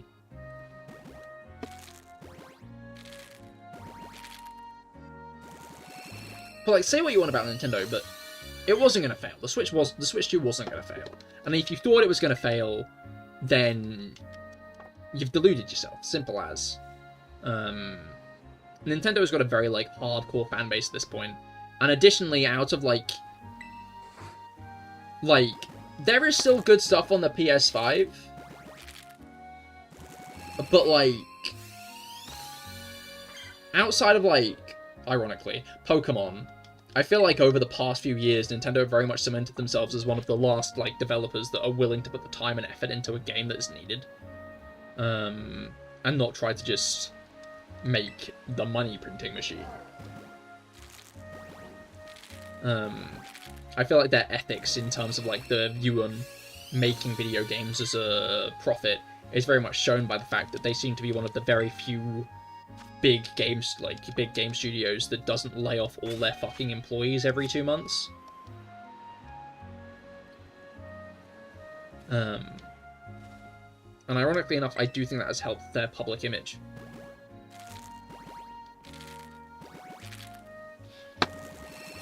Because the average person doesn't care all that much that they're anti-piracy. Because the average person doesn't pirate.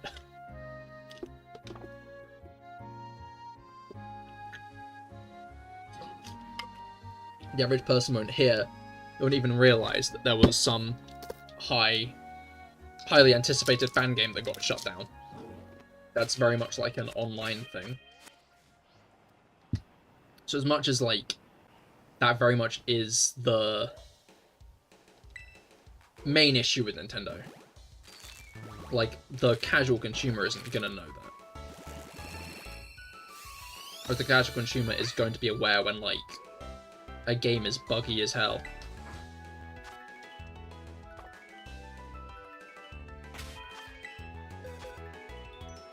But I wonder if it'll do as well as the Switch did all the same.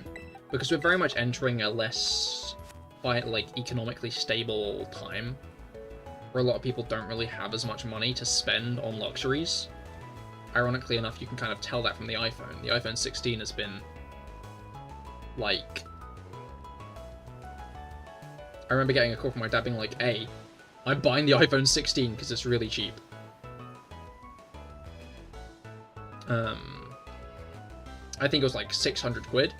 Which for an iPhone, for a new iPhone, insane. I fundamentally think, like, Apple are realizing that people don't have the money to drop on luxuries. So with the new Switch console costing as much as it does, with the games costing as much as they do, as much as I think there will still be the people who... Like, I wonder how it'll go in the more casual consumer market. Obviously, in the more hardcore Nintendo fan market, Mario Kart 9 was always going to be a banger. 80 quid price tag or not, as much as people dislike it, it was going to sell its fucking Mario Kart.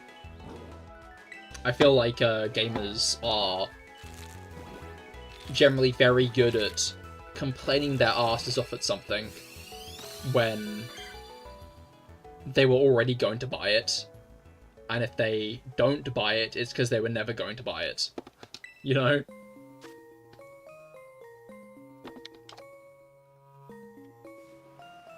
Like...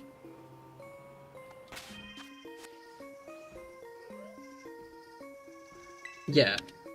I think that's more or less the entire sentence, really.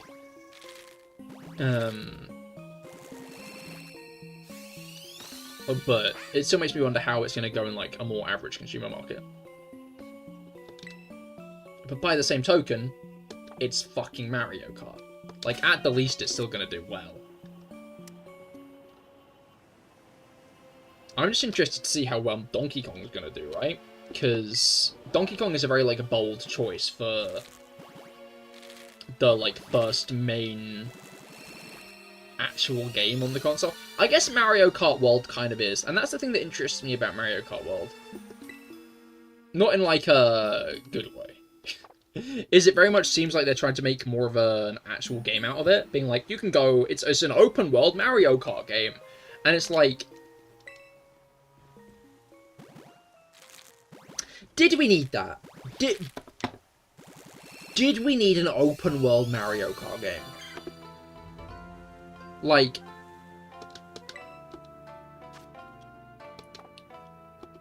Legend of Zelda, I think, went into open world brilliantly, right?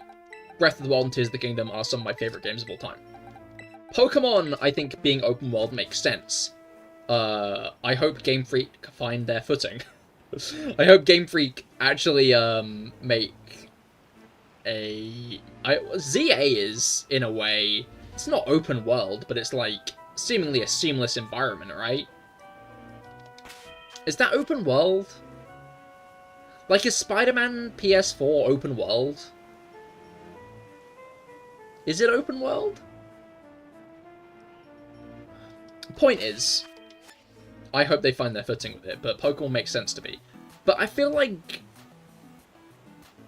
open world... everyone's like, okay, modern game means it's open world.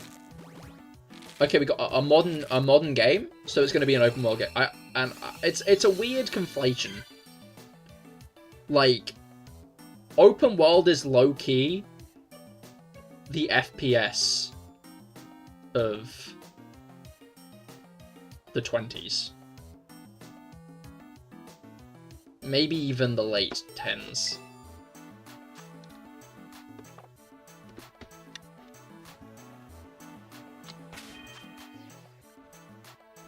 Froakie, hello, how goes it? I hope that your week has been going well. I hope your week's gone off to a good start. I'm doing a shiny roulette today, which means that I put 3 of the Legend ZA starters in the campsite, in the picnic site, sorry, in with a ditto, so all my eggs are random. It can be any of the 3 starters, so when I get a shiny, it'll be random, so it's a roulette.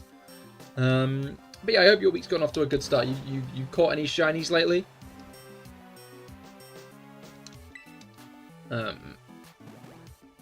Alright. But yeah, no, I don't know, I feel like not every game needs to be open world. Yes, so many. Oh, nice! What were they? What did you manage to get?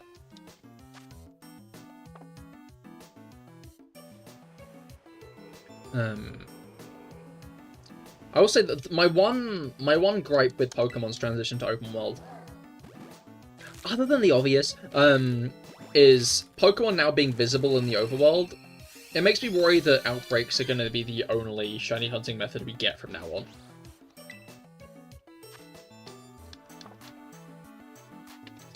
I've said it before, and I'll say it again. I do hope that they introduce a new shiny hunting method in ZA. Because it just being outbreaks from now on seems kind of dull.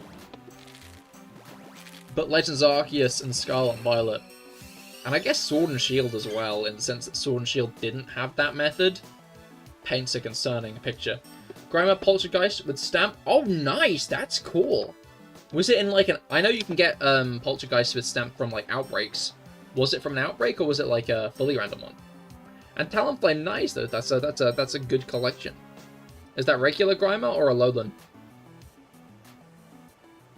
I always find it funky that Alolan Grimer, I just realised my thing's full. Random, nice! That is very lucky. I remember back on the shiny hunting subreddit when I used to browse it, before Scarlet and Violet released, there was some poor sod who had, like, done, like, 50 phases for a, stamped Poltegeist. No, wait, yes, Poltegeist. Which... Crikey. Cantonian, I see, nice. To be fair, while shiny Alolan Grimer looks fun, shiny Alolan Muck doesn't really change much from regular Muck. It's like one band on its Rainbow Sludge. I do like Alolan Muck though. There we go. Egg. Egg. But yeah, I'm interested to see if Gen 10 introduces any similar Pokemon to, like, Stamped Poltegeist, and then the Dunsparce and Mousehold. I considered doing a Stamped Poltegeist and Poltergeist, but now you can just get them in Outbreaks. Or you can wait for a Stamped Outbreak. It's like... eh. I'm glad that you can't get triple segmented Dunsparces and Outbreaks and Mouseholds as well.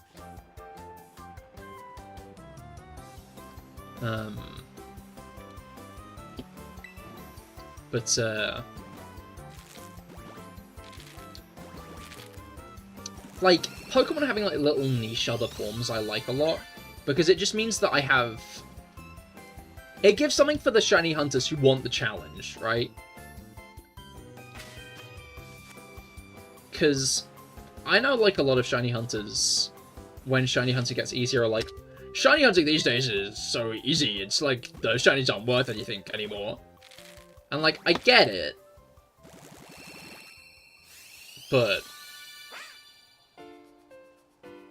that means I have something to, like, actually sink my teeth into. Like the Dunsparce hunt, which took absolute months.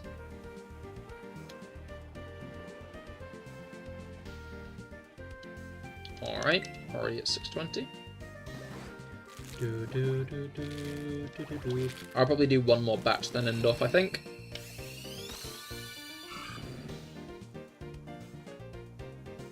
But things aren't looking good for a shiny this stream.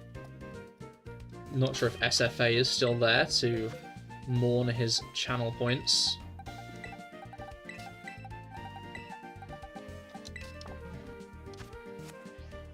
I wonder if there'll be eggs in ZA. Because Arceus... I don't know, like, how ZA handles itself is going to be an interesting thing to me. Because Arceus very much had its thing of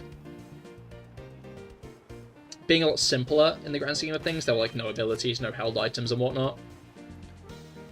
So I'll be interested to see if ZA brings those things back.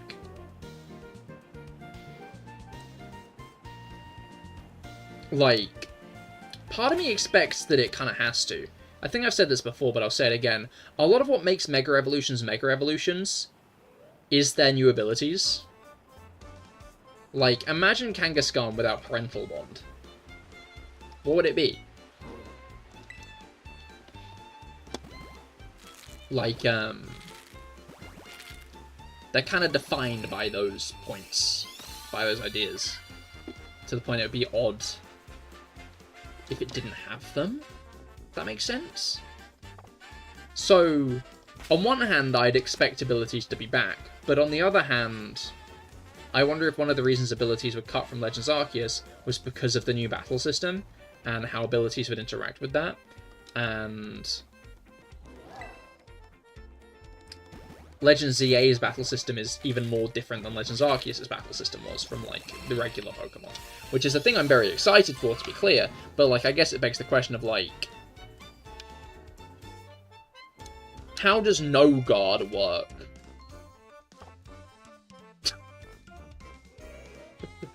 How does No Guard work in a context where you actually have to aim for your opponent. I guess some of the abilities become, like, aren't as difficult, like Flame Body, Fluffy, Intimidate. Like, those all translate fine. Overgrow. I guess maybe most abilities would translate fine to that kind of thing, but there are some outliers, like No Guard and stuff, that you have to wonder about. But I guess it wouldn't be too hard of a transfer over.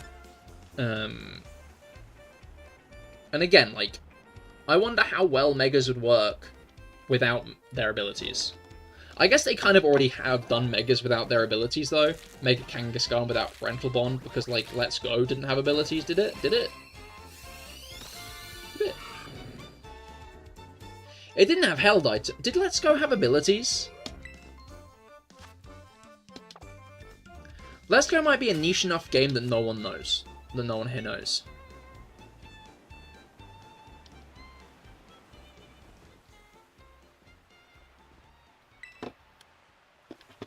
Because it fundamentally is not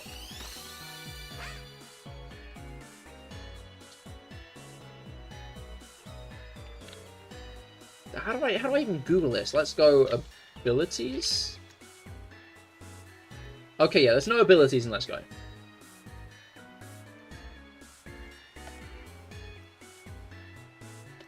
So, like, I guess they have done Megas without abilities before. Mega Kangaskhan has, in the past, been stripped of its Parental Bond, and it's just been like a explicit stat upgrade rather than anything else.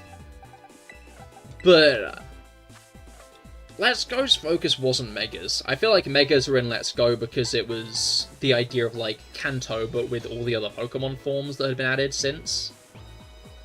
Kind of gave the vibe of. I wish they had evolutions from Kanto Mons in it still. Like Crobat and Umbreon and Espeon, and because there were a bunch by the time it had rolled around. I guess maybe half the question is like, okay, if Caesar is in Let's Go, how do you evolve it? And that was before they were fine with Legends Arceus, just using the items on them. I'm guessing that'll be like a similar way to how ZA will handle it, because I'd be surprised if ZA strays from the Legends Arceus formula of you can capture every Pokemon in the game. Yeah, not a patch out.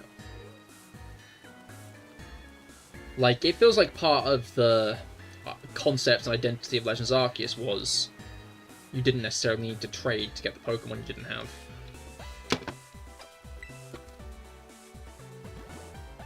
But I guess we'll see.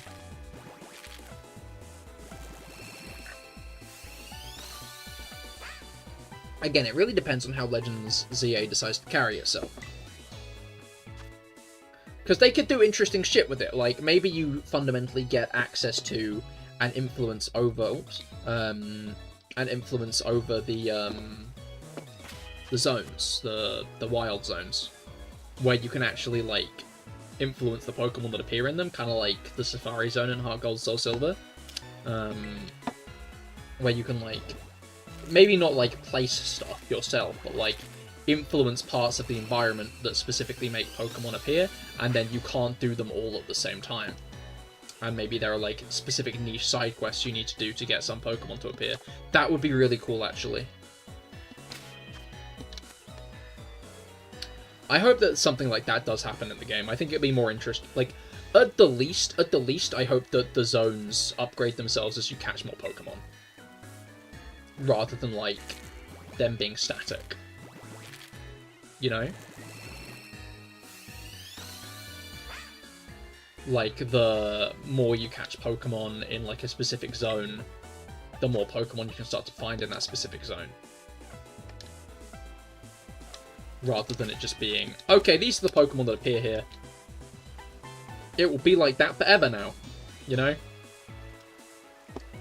I think it'd be more interesting if you had actual influence over the... More interesting and more satisfying if you had influence over the environment, even if it's a more simplistic way of emphasizing it. Why are you screaming at me, cat, huh? What do you want out of me, huh? What do you want? I almost tried to nickname a Pokemon again.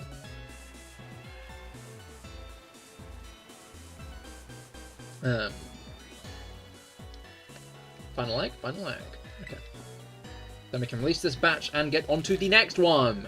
Yippee!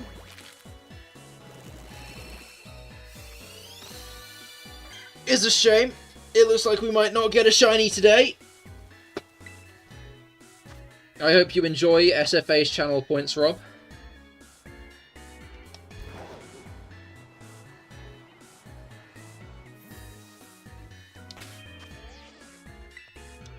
Finn, if you're still there, did you match Rob at all on his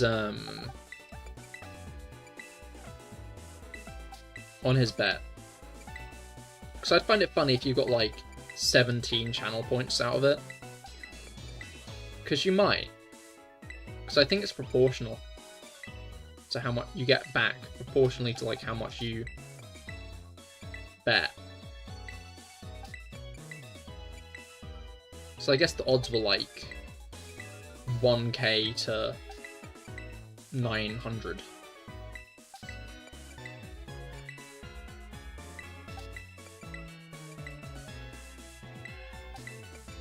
Nine to 10?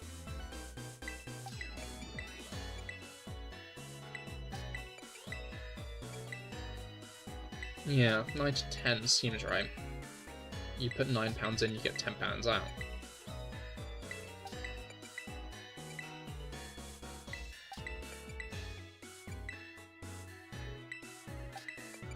I guess maybe not quite like that. Maybe like... there. Rain.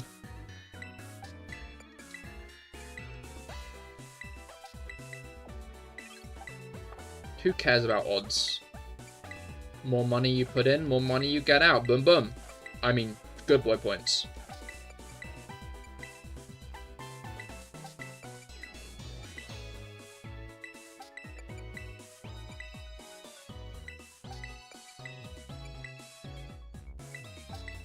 Alright. Now we zoop over here. Zoop over here, zoop over here, zoop over here, zoop over here. A lot of mons just in the grass here. Which I think is one of the nice things about Scarlet and Violet. Like, at the least all the Pokemon around very much fill the world and make it feel alive.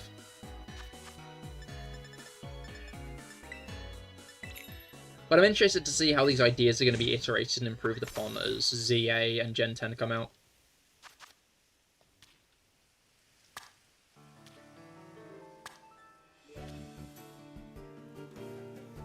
The Pokemon community is fucking insane, honestly. Because, like, why does every 4chan leak spread so well? Like, and this isn't a recent thing either. The Pokemon community has always fallen hook, line, and sinker to some random guy on 4chan typing in their wishlist. If some random guy on 4chan can whip up a couple of random fuck-ass logos, take a picture of their computer screen with their mobile phone, and then put them on 4chan with just like a bunch of random shit, half of it wish fulfillment, half of it just kind of expectable out of a new game. The rest of it just kind of random bullshit. And like everybody sees that and they're like, oh my god, is this real? And it's like, no, it's never fucking real. It's been real like twice, my god.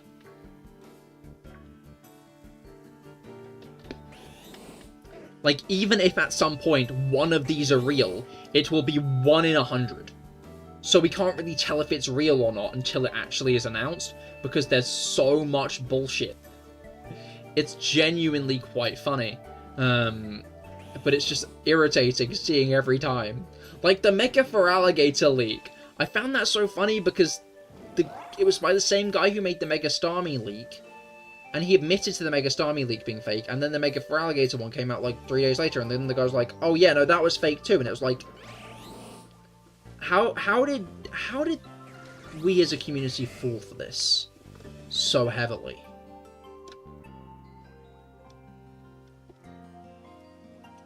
Like, I'm trying to think, like, is there any other fandom that falls quite this hard to leaks? Like, to fake leaks? Because I swear there isn't, right? I swear in terms of fandoms that, like, I think the one time I've seen a fandom fall hard for, like... In fact, no, that's not fair. Because I was going to suggest the Fire Emblem Engage leak, where, like, basically the whole plot of Engage leaked online. Not the whole plot, but, like, a lot of the core concepts of Engage leaked online. And honestly, like, the main reason that it was believed is because... I don't know, that was the first Fire Emblem leak I actually saw escape into, like, the wild in any real degree, right? Most of the time they just don't. So that was, like, one of the things that gave it any degree of legitimacy.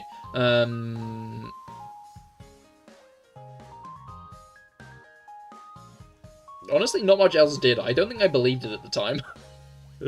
I think I was like, yeah, no, this sounds like bullshit. Right, let me get some eggs. 1, 2, 3, 4. Oh. Just gonna check that I'm on the right box with the eggs. So 4 wasn't that bad of a number, because if they are in this one, then I can move them out easily.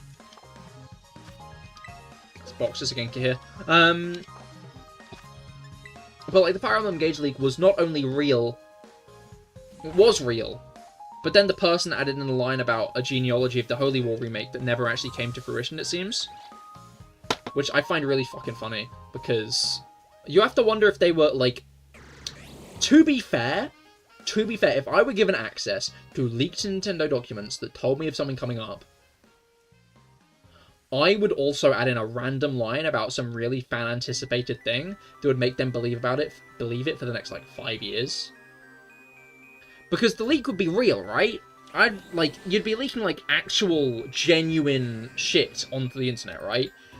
And people would see that, and then they'd be like, oh shit, this is actually confirmed, this is an actual thing, right? Especially in, like, the terms of it being, like, some fucking 4chan text post, right? Because, like, 4chan text post leak is, I think, the most nothing burger of a leak there could be. If a leak is like the Insomniac Wolverine one, where it was like a load of fucking gameplay, that's interesting. If it were like the Giga leak, where we got like a load of like beta designs for Pokemon and like concept art and stuff like that, interesting. But when it's like a guy posts logo and random screenshots of game and lists a bunch of features, that's dull as hell. I'm gonna be honest, that's not an interesting leak.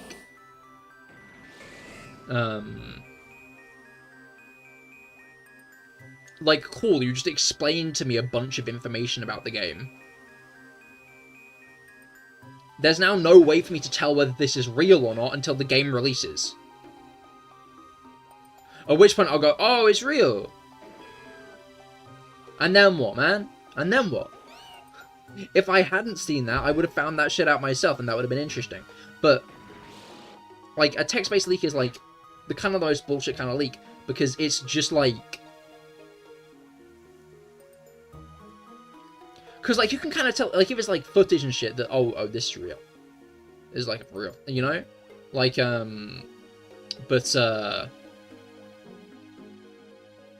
But that makes it the perfect place to put a real leak and then put some fake shit in it.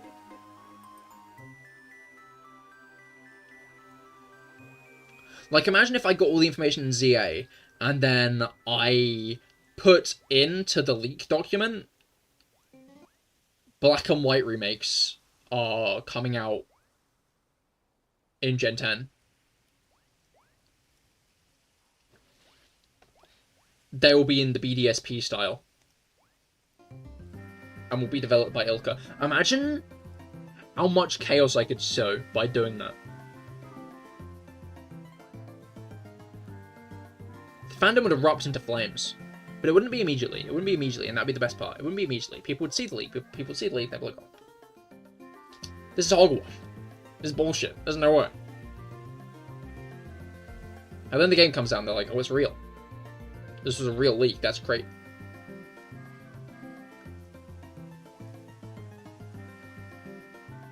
And then it'll click.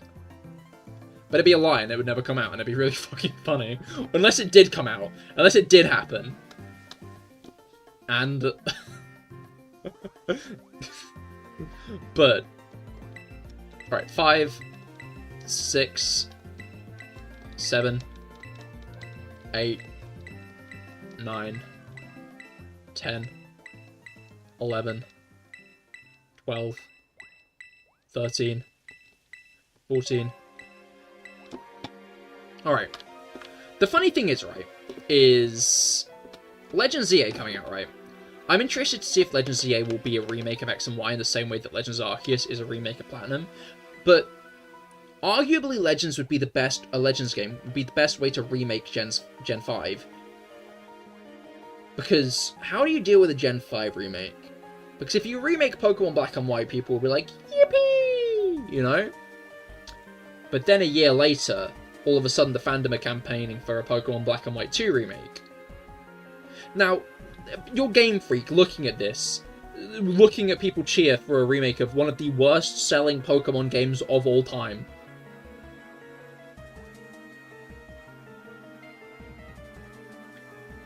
Would you? Like, so like what? Do we get like a double pack? Do we get like Black and White 2 remakes in one? That would be peak.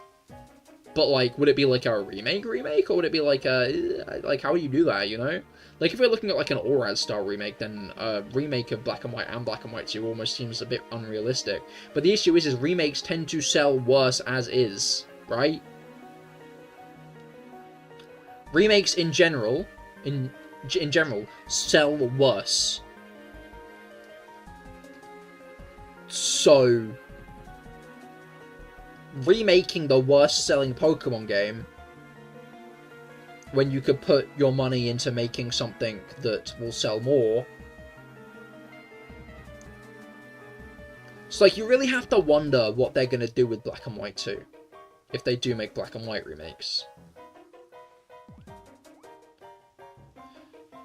Because fundamentally Black and White 2 are some of the best Pokemon games. It's just how it is.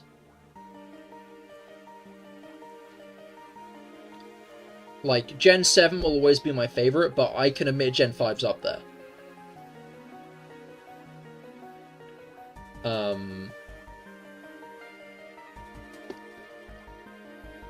And like...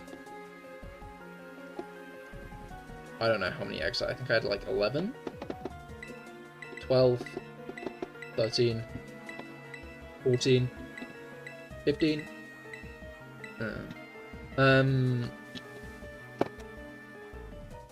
Like...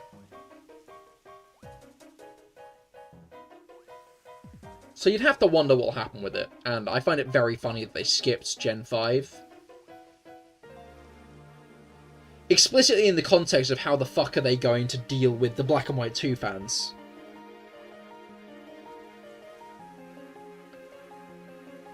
Because, like, I think at this point, I've noticed the shift, you can smell it in the air. The Pokemon fandom opinion has shifted. Gen 7 is starting to leap up into the best, like into the limelight, into the top spot, right? Black and White 2 are no longer necessarily the most universally, oh, these are the best game of the franchise games, as they were in the early 20s.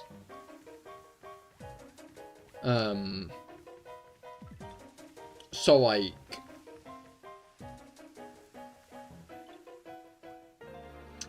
And, like... Xenoblade Chronicles X, which was one of the most hyped up games by its fandom, seemingly not sold 1 million copies. So from a financial point of view, that kind of is a showcase that just because the fandom really like gasses something up doesn't necessarily mean it's going to translate into sales. Which that would be if the Black and White 2 remakes. So I really do wonder how good of a chance we stand at getting, like, actual, like, a chance to play an upgraded Black and White 2, you know? I do wonder, the actual, like, possibility we have, the actual chance we have at getting... Can I join your union? No. I'm shiny hunting. You can watch me shiny hunt, that's fine. But,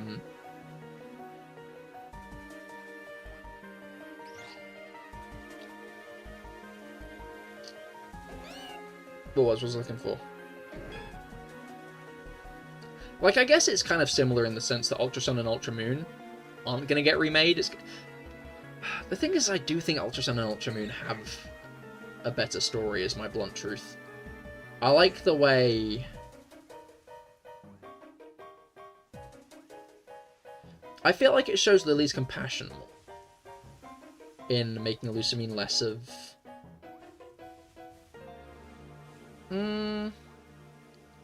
I feel like it showcases Lily's compassion better as a character, because there's fundamentally not a... less of a person she used to love in Lusamine, right? Like, Lusamine in Sun and Moon fundamentally became like that because Moan left, right? And maybe she did in Ultra Sun and Ultra Moon too, but like, Sun and Moon Lusamine is much more mentally unstable, right? Probably not after BDSP, even though it sold well. We'll get a Legends game though. I don't know. Because I feel like even Game Freak understand the issue with BDSP is... it was BDSP. Like...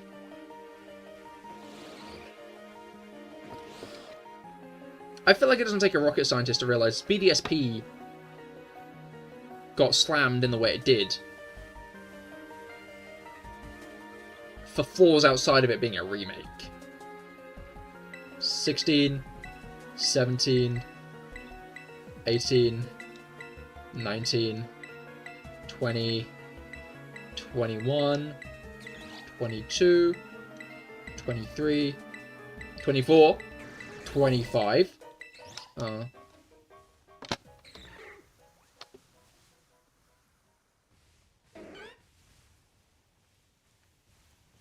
But, I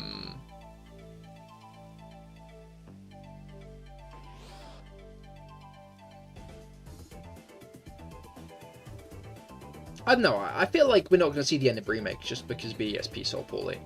I feel like there was a specific context behind BDSP selling poorly, and I feel like the higher-ups at the Pokemon Company must understand that. But I could also see the reason we got BDSP being because they wanted to do Legends instead. I don't know, it'd be a shame if we entirely lost remakes from happening, though. Is, I think, my thought on it. At the least, because Pokemon are so arse at re-releasing their old games.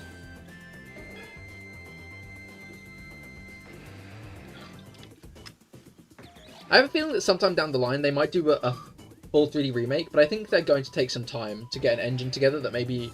and then maybe rework it into a Gen 5 remake. But we may be wasting some years. I mean, yeah, but some years would put us, like, what? 2028? Considering ZA is coming out this year, next year's going to be Gen 10. The year after that will be Gen 10 DLC. 2027 being Gen 10 DLC.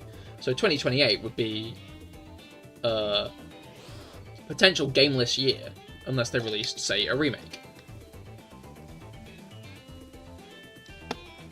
You'll be too old for Pokemon by then, yeah? You'll just, like, wake up one day and be like, I am an adult now. I'm going to go to work.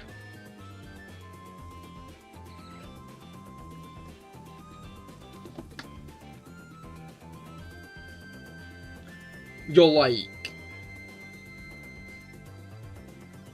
there'll be like an emotional moment where like you see like a Pokemon game on like one shelf as like K-pop plays on the radio, and like you just like will not acknowledge it and just continue walking, you know? Like you'll pause for a moment and people will think that like, oh, he's about to pick up the Pokemon game or like tap his foot, and like then you don't, you just look at your phone and then continue on. 26, 27, 28, 29, 30! Okay, let's go. Final. Okay, that's enough slices. That's it. Okay, cool. They work to a formula. If this legend sells well, that'll secure its future. That is true, that is true. And then I go home and play Minecraft Timeless. Wait, shit. Why do I have so many? Well, no, I miscounted. Oh well. Apparently Minecraft isn't as timeless as you thought, because I saw a video of, like, a guy criticizing his straw man in a different t-shirt. Of a guy criticizing the straw man played by him in a different t-shirt for playing Minecraft. And doing a big build in Minecraft. And it was like, what is this video, man? Well, he should get a job because I'm playing right now, real! I love it.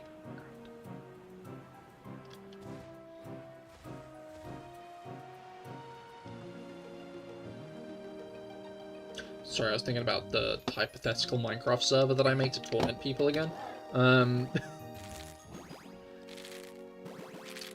One day. One day. Maybe.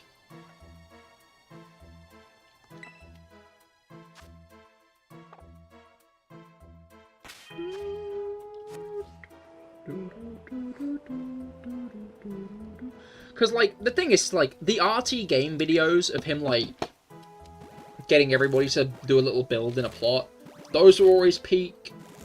Then there was the other guy who did, like, 100-player Minecraft social experiment videos before,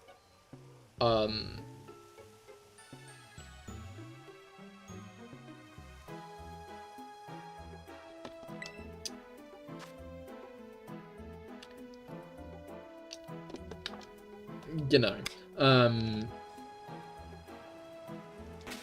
I will be honest, I did go through a phase, like, I think it was a couple of years back at this point, of, like, those Minecraft 1,000-player social experiments.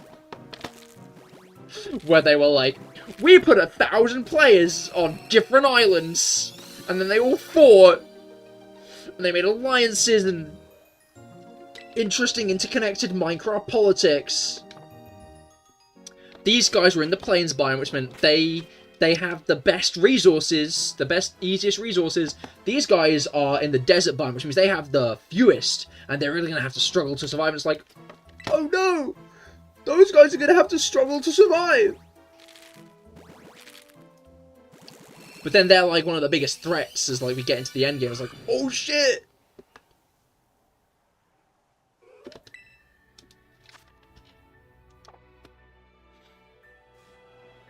You like those? They were good. They were good. Like, obviously there will have been some tooling of the narrative to make it more interesting. But, like, it's just a quaint idea that you can stick 1,000 people in a Minecraft server and they will just spontaneously make lore for you.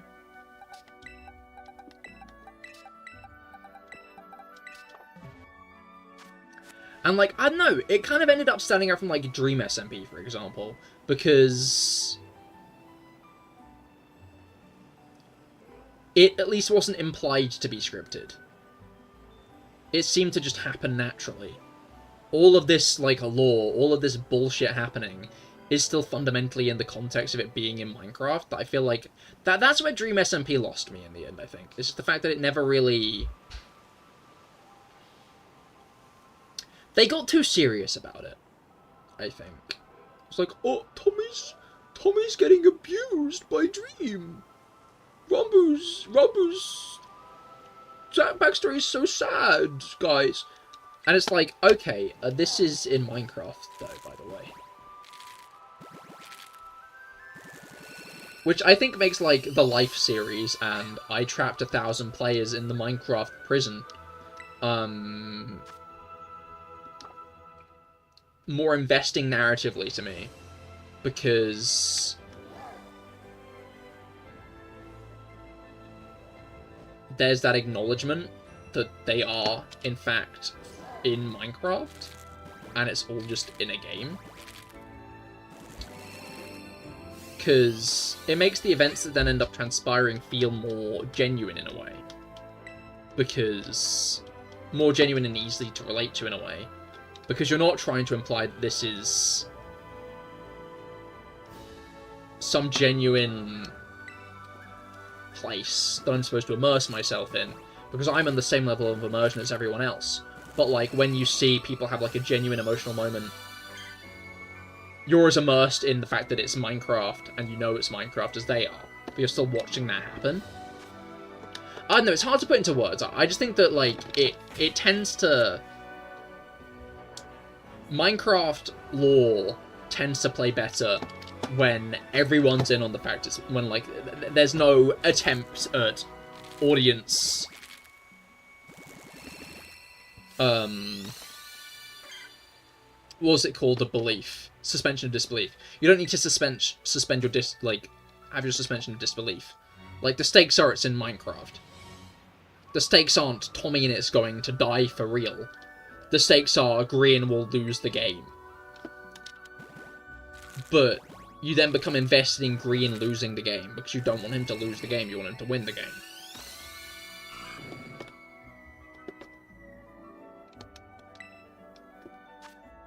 Like when Tommy Innit dies, he's trying to sell you on that respawn, press button to respawn as being, like,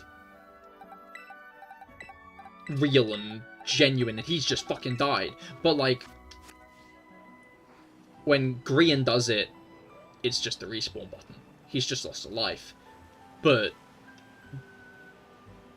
you want Grian to lose the game. Okay, my apologies. When...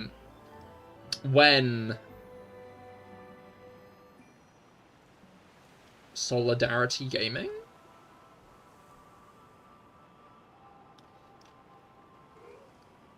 Like, looks at, like, the presseries, like... But... No, that's inevitable. Yeah. No, like... When Green Minecraft looks at the respawn button, you were on the same level as him. You were you were looking at the same screen as he is. Like, if it's like Tommy in it, he's just died. He just lost his final canon life. Whereas, like, you and Green understand that screen is the same thing. He's just lost a life in this game, and if he loses another, then he's out for good, right? And I feel like it's easy to invest yourself in that because, yeah. And I think that's why, again, like, looping back around to where we started, like, the 1,000 Minecraft players simulate society thing ends up being investing because it's all in Minecraft and everyone knows it's all in Minecraft, and everyone's all doing it as if it's all in Minecraft. And so everyone's in on it being in Minecraft. They're not trying to sell you on it being like a genuine civilization that's forming here. The heroes and the villains of this are all gunning to let their faction win the Minecraft challenge.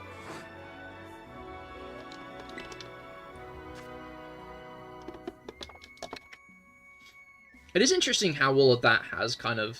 I don't know, I feel like the Life series still has its popularity. But it's interesting to see how Minecraft... Like, it's interesting to see how those kind of 1,000-player simulate civilization has kind of fallen to the wayside. It'll be interesting to see what the next big Minecraft thing is. He was teasing the new one the other day. The Life series?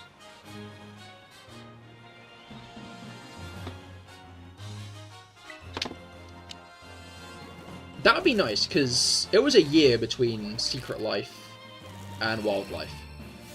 And it would be quite nice if the new one was... I'd rather it be bi-yearly, but I could understand if it were yearly, because I know that there is a lot of effort that goes into them.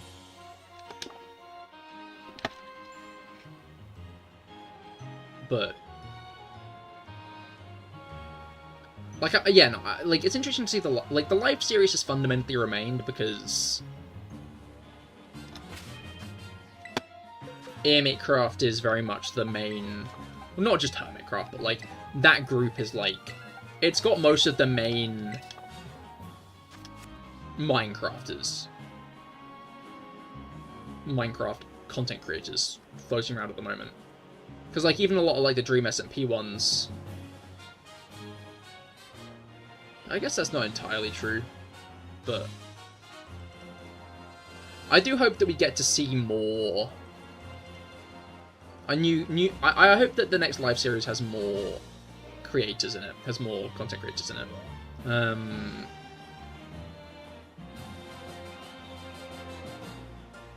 I hope they add some new people, because as much as I think that like this same group of people have good chemistry and like are still doing a good job at creating a lot of like a wide variety of teams, I think adding some new people into the mix would definitely help spice things up. Wait, no, let's go! Wait, yo! Holy shit! Holy shit! You love to see it! You love to see it! We got the pig! We got the pig!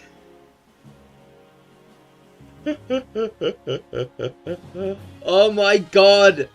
I'd resigned myself to no shiny this stream already, I'm gonna be honest. Good for you, I guess? You guess?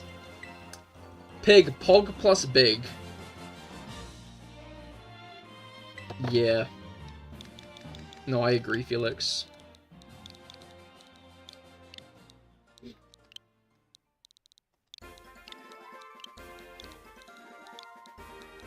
Hog plus Big. I lose my points to SFA now. That is a really good point, isn't it? That is a really good point. Rob does as well. How many channel points did you bet in the end, Finn?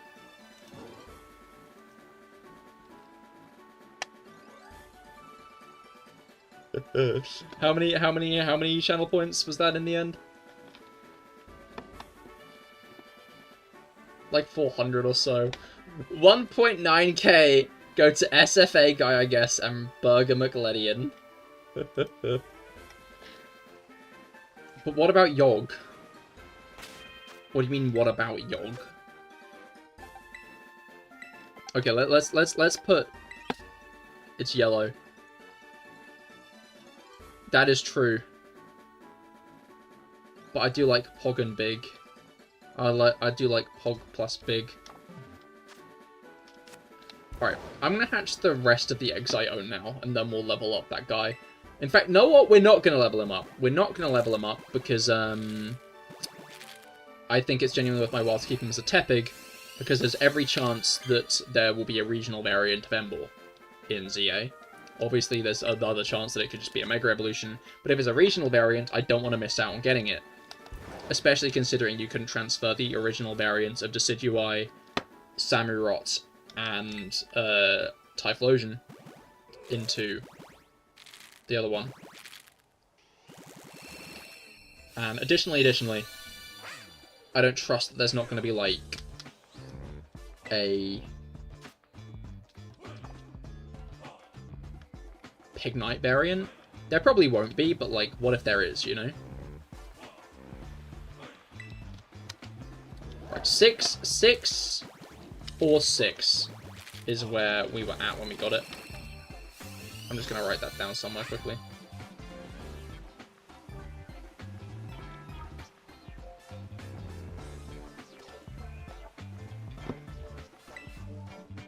Can't have noticed 6, 4, and 6.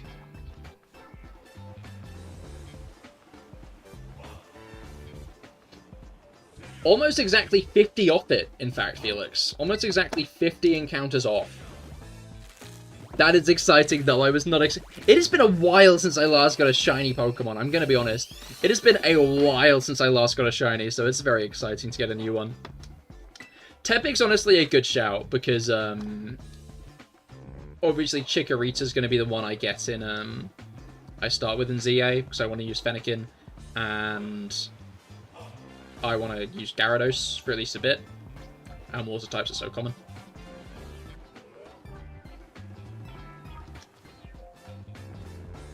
Dude, you love to see it, you love to see it.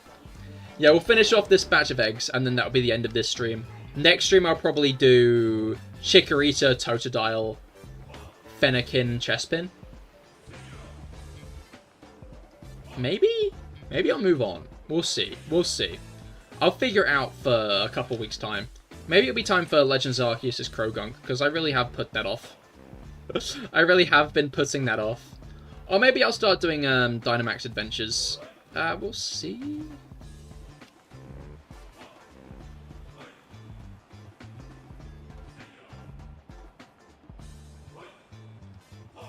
Doodip, doodip, what did you do? Doodip, doodip, doodip, yo. I have had a full team of hatched eggs for the last 3 minutes. I'm gonna cry. I guess that Tepig was a Life series fan though.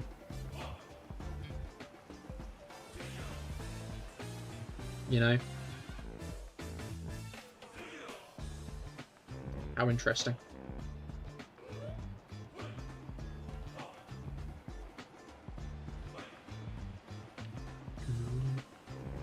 Cool. I'm not sure if he said anything on it, but I hope ZF joins a Life series at some point. The thing is, I'm not sure if it's ZF, if it's the kind of thing ZF likes to do, and I think that's why he hasn't. It'd be funny if ZF joined because it would be Zitz. There would be Team Zitz. There's no way ZF wouldn't join and they wouldn't immediately just bunch together.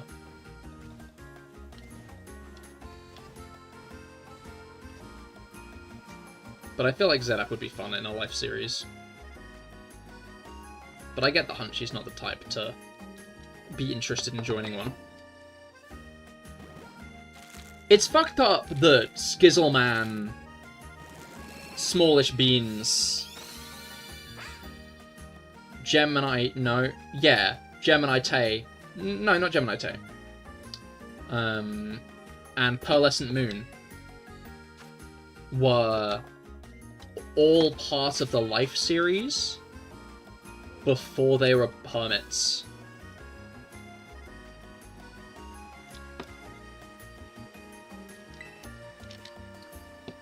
Gemini Tay confused me because the Life series started before she became a hermit, but she became a hermit, then became a Life series member.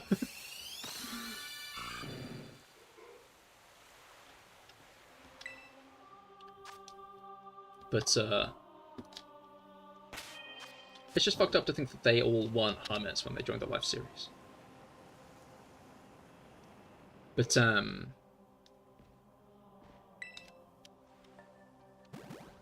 what was I gonna say?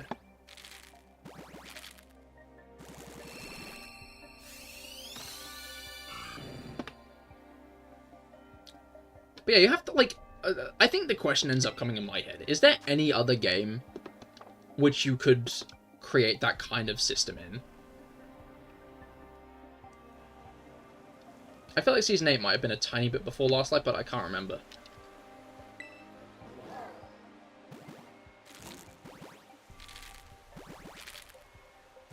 Oh wait, Pearl wasn't in Third Life, was she?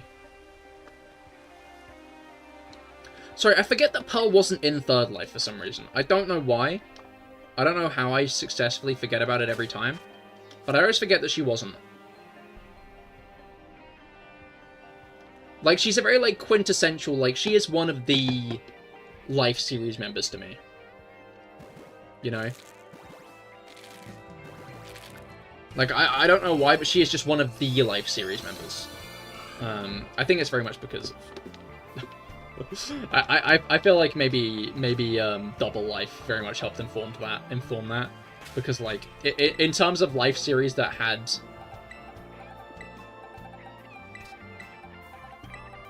as a winner, maybe that is true, But I feel like she was very iconic throughout that whole series anyway. I feel like False could be likely to join next. I'd be down for False. False, I'd be very happy if False joined. Like, I think the top of my list are probably like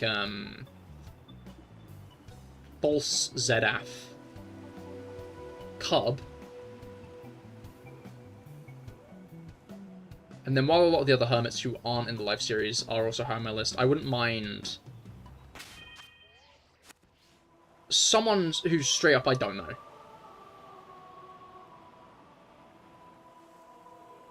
Fresh blood I don't even know what to expect from.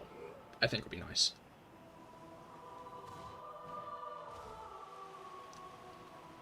I think the most likely is Ollie or Ryan Sound. Like, he's not committed. So maybe, Soup for Louise? I know Orion Sound, but I don't know Soup for Louise. I know that, yeah, I know that, I'm not sure if it's something he said himself or it's like a fandom joke. He doesn't upload that much. So people are wondering, like, would he join? Because he'd have to edit a video every week. But then again, Ethoslab also has a very, inconsistent upload schedule. And he generally does pretty well for the live series. Although I feel like, Etho is maybe one of the people who has ended up skipping the most episodes because he keeps on having, like, fucking video issues.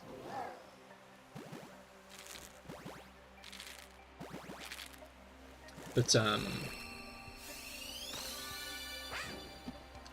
to remember if Etho was even in Third Life. No, he was, because B-Dubs killed his horse. Yeah, they made the Piston, not Piston, TNT cannon.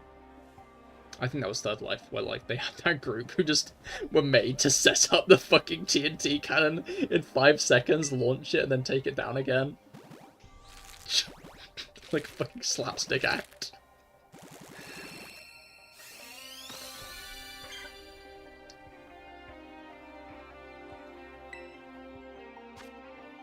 But, like, it is interesting to think, like, again, like, what other game could do that in the way Minecraft does? Like, Minecraft is an impressive game just for the amount of ideas and ways to play it presents. Like, it's also interesting to see how, I feel like that kind of thing fundamentally has informed, I feel like that thing like Dream SMP Last Life stuff, maybe I'm wrong on this, and it was always a thing, but I feel like it's informed how people play the game. Because I feel like it's a very often bit where people, like, are like, oh yeah, we always have these giant wars on our Minecraft server. And I'd never done that. That's never happened. I've never done that at all. I've never had... To be fair, I feel like, I've never had an experience where someone I've been playing Minecraft with has deliberately killed one of my pets. Nor have I deliberately killed anyone else's.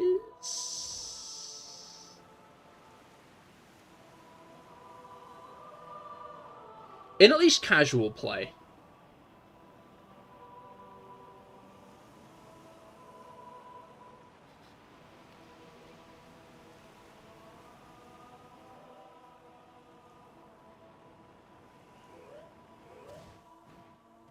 I'm trying to remember if I killed that fucking cow that you navigated through the end, Finn.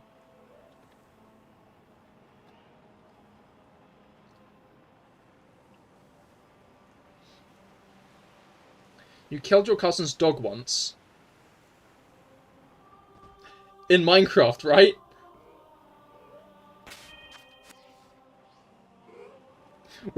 We're still talking about in Minecraft, right? Oh, you meant in Minecraft.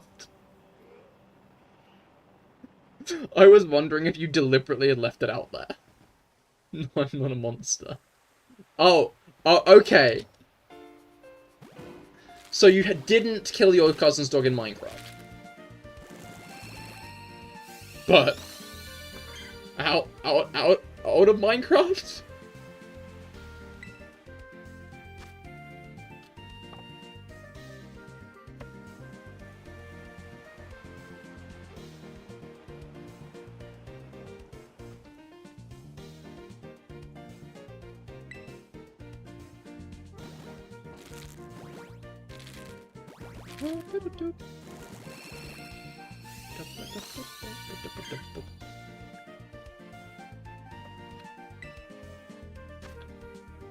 But like, I don't know, I feel like I've never really heard of like the kind of like big Minecraft war that but yeah, you know when they hit you by accident and you're about to lose all your levels, but they're also like 8, so they can't move fast enough to sit down, so you have to protect your piece. Ah, I see. No, that's fair enough. I can't say that. But sometimes people do it like maliciously, and then a giant Minecraft war emerges from it. And like, it's interesting to me how Minecraft lore and I guess it kind of has always happened, now that I think about it. Because I just remembered 2B2T, the oldest Anarchy server in Minecraft. And like, that fundamentally had years worth of like genuine lore and events happening in it, to the point where some guy can basically be a bloody history channel for the Minecraft server.